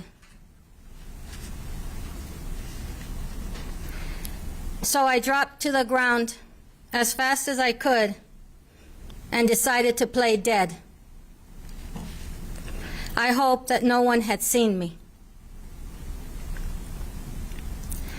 To protect my brain, I placed my head between the Walmart exterior wall and a garbage can. I was facing Walmart. I didn't move, and I was trying to breathe as shallow as possible so as not to move my rib cage. I started praying, "Hail Mary, full of grace." At that moment, I couldn't remember all the words to the Hail Mary. When I was a little girl, I learned the Hail Mary and the Our Father before making my first Holy Communion.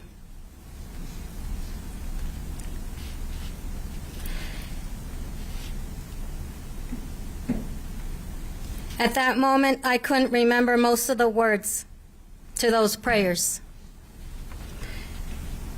I could only remember Hail Mary, full of grace, so I said it over and over to myself.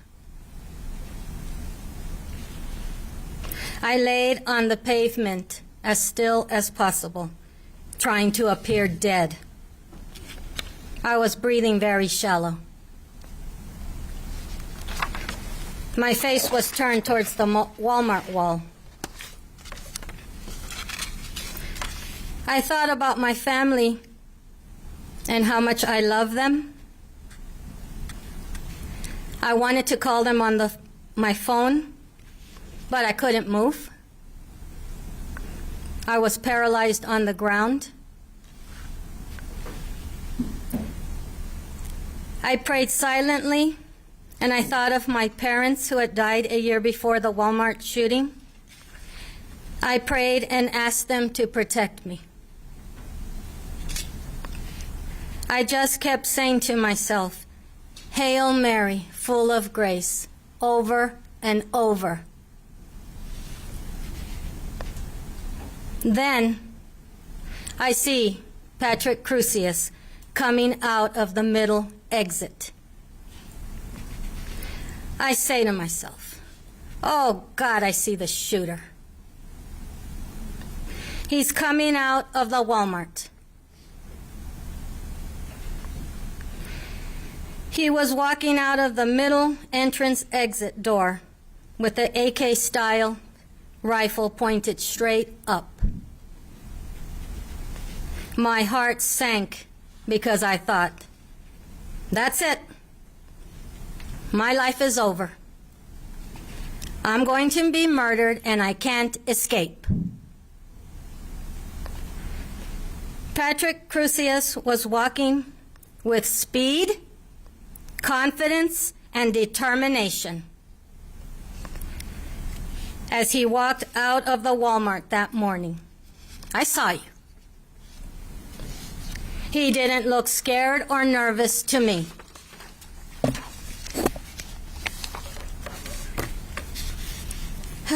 I thought to myself, I made a huge mistake. I should have run and hid in the parking lot. I just thought there might be another shooter outside, so that's why I had dropped to the ground and played dead. I thought, now I'm stuck in this location and I'm going to be murdered. This is where my life is going to end. That was the most horrific, disgusting feeling.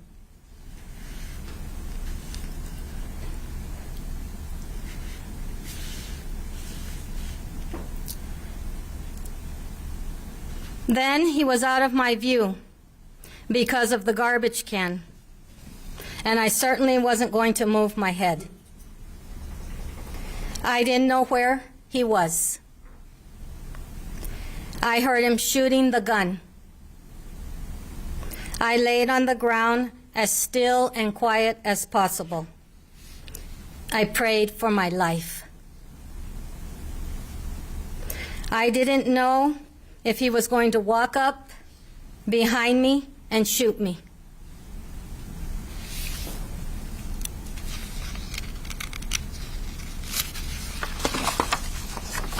I heard approximately 4 to 6 gunshots. The sound was very loud. Then it was over.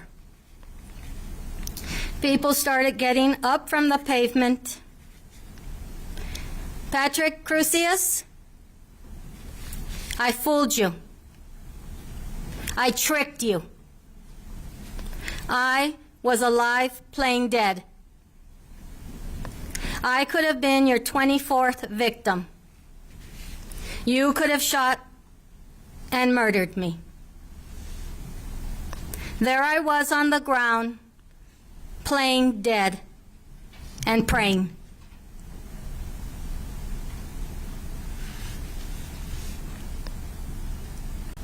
I'm one of the survivors that got away.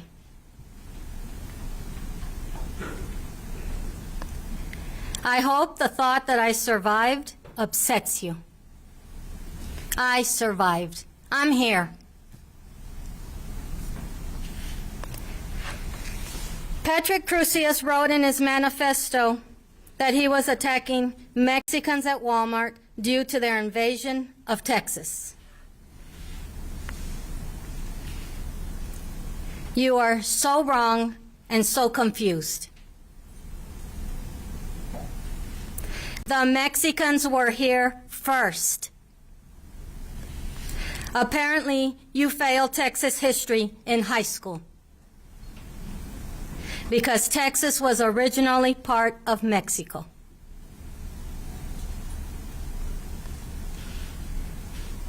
Texas was granted its independence in 1836, and in 1845 it was annexed by the United States. At that point,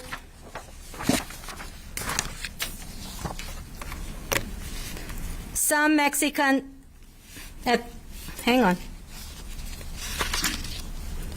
that point, some Mexicans stayed in Texas and some returned to Mexico. I wish you had studied the facts before you started shooting Mexicans at Walmart.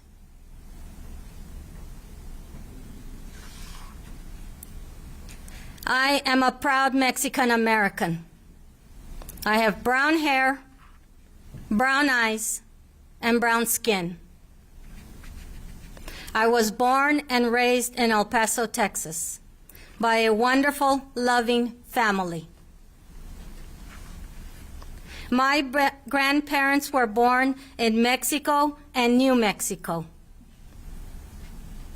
They crossed to the United States over 110 years ago. I come from a highly educated and hardworking family. Every family member has contributed to many Texas communities. We have received many opportunities from Texas, but we have all also given back.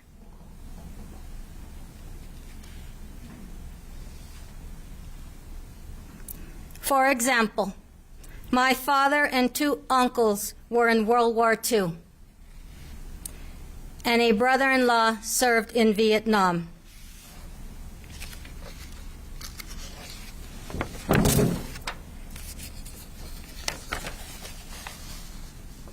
I could go on and on how each family member has contributed to Texas. There just isn't enough time.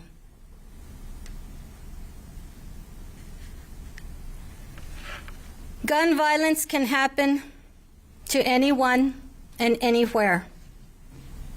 We are all equally at risk of gun violence. In Texas, it is legal to buy a rifle or shotgun at 18 years of age, and it is legal to purchase a handgun at age 21. Buyers must provide valid identification such as a driver's license. Background checks are not required for private firearm sales. Background checks are required if a gun is purchased by a licensed firearm dealer.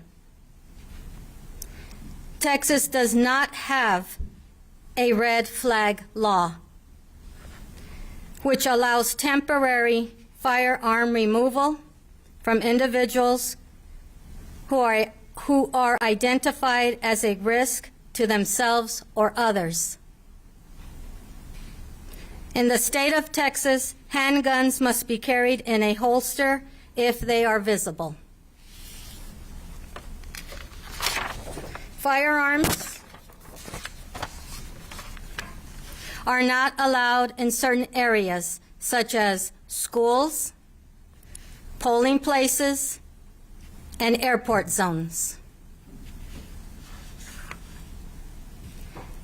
Individuals 21 or older can carry a handgun openly or concealed without a license, provided they meet legal requirements. For example, no felony convictions.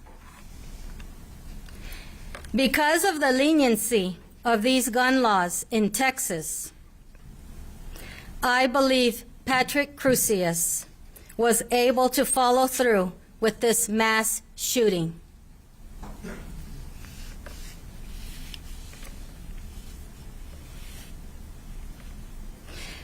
I am asking Texas politicians to work together and write stricter gun laws to protect Texas citizens. It is crucial and urgent. Gun violence must stop. We need politicians in Texas who are willing to stand up for gun laws to protect their constituents.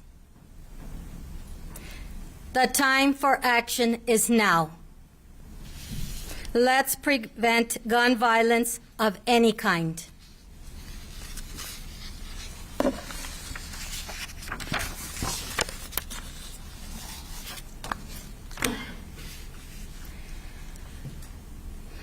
Patrick Crusius, I am enjoying every day in the free world, while you will be rotting in prison, in a prison cell for the rest of your life. I was trapped on the ground, playing dead during the shooting. But you're the one trapped now, rotting in a prison cell, as long as you live. After today, I never want to see your face. I never want to hear your name. You are nothing to me, absolutely nothing.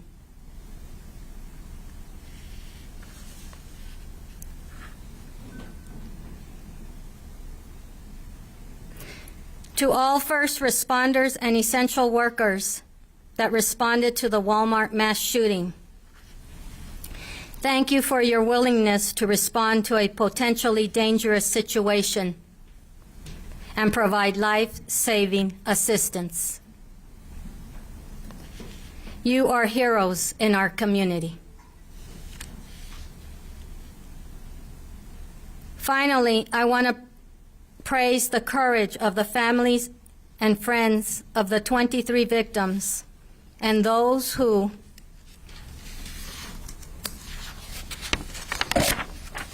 were injured physically and emotionally. Your strength and determination to rise above this horrific tragedy is a beautiful example to all survivors. I want to thank my family. I didn't write this down, but They're sitting in a back row there. I want to thank them for their love and support for almost 6 years. When this happened, I went over and over everything that had happened, and they were so patient and kind with me. They listened and listened and listened to me. And I can't thank you enough. My husband, my daughter, my son who cannot be here today, some of my brothers and sisters are here today, and their children and their spouses. And I want to thank them because I was very scared and very frightened for a very long time, and they were patient and they loved me and they listened to me. And I thank them and my husband, who is so dear to me. Thank you, everyone, for your time today, and El Paso Strong. When I see those T-shirts, they make me happy. They give me strength and courage. So thank you, everyone, when you wear those T-shirts. It makes me feel good. I survived. I'm here.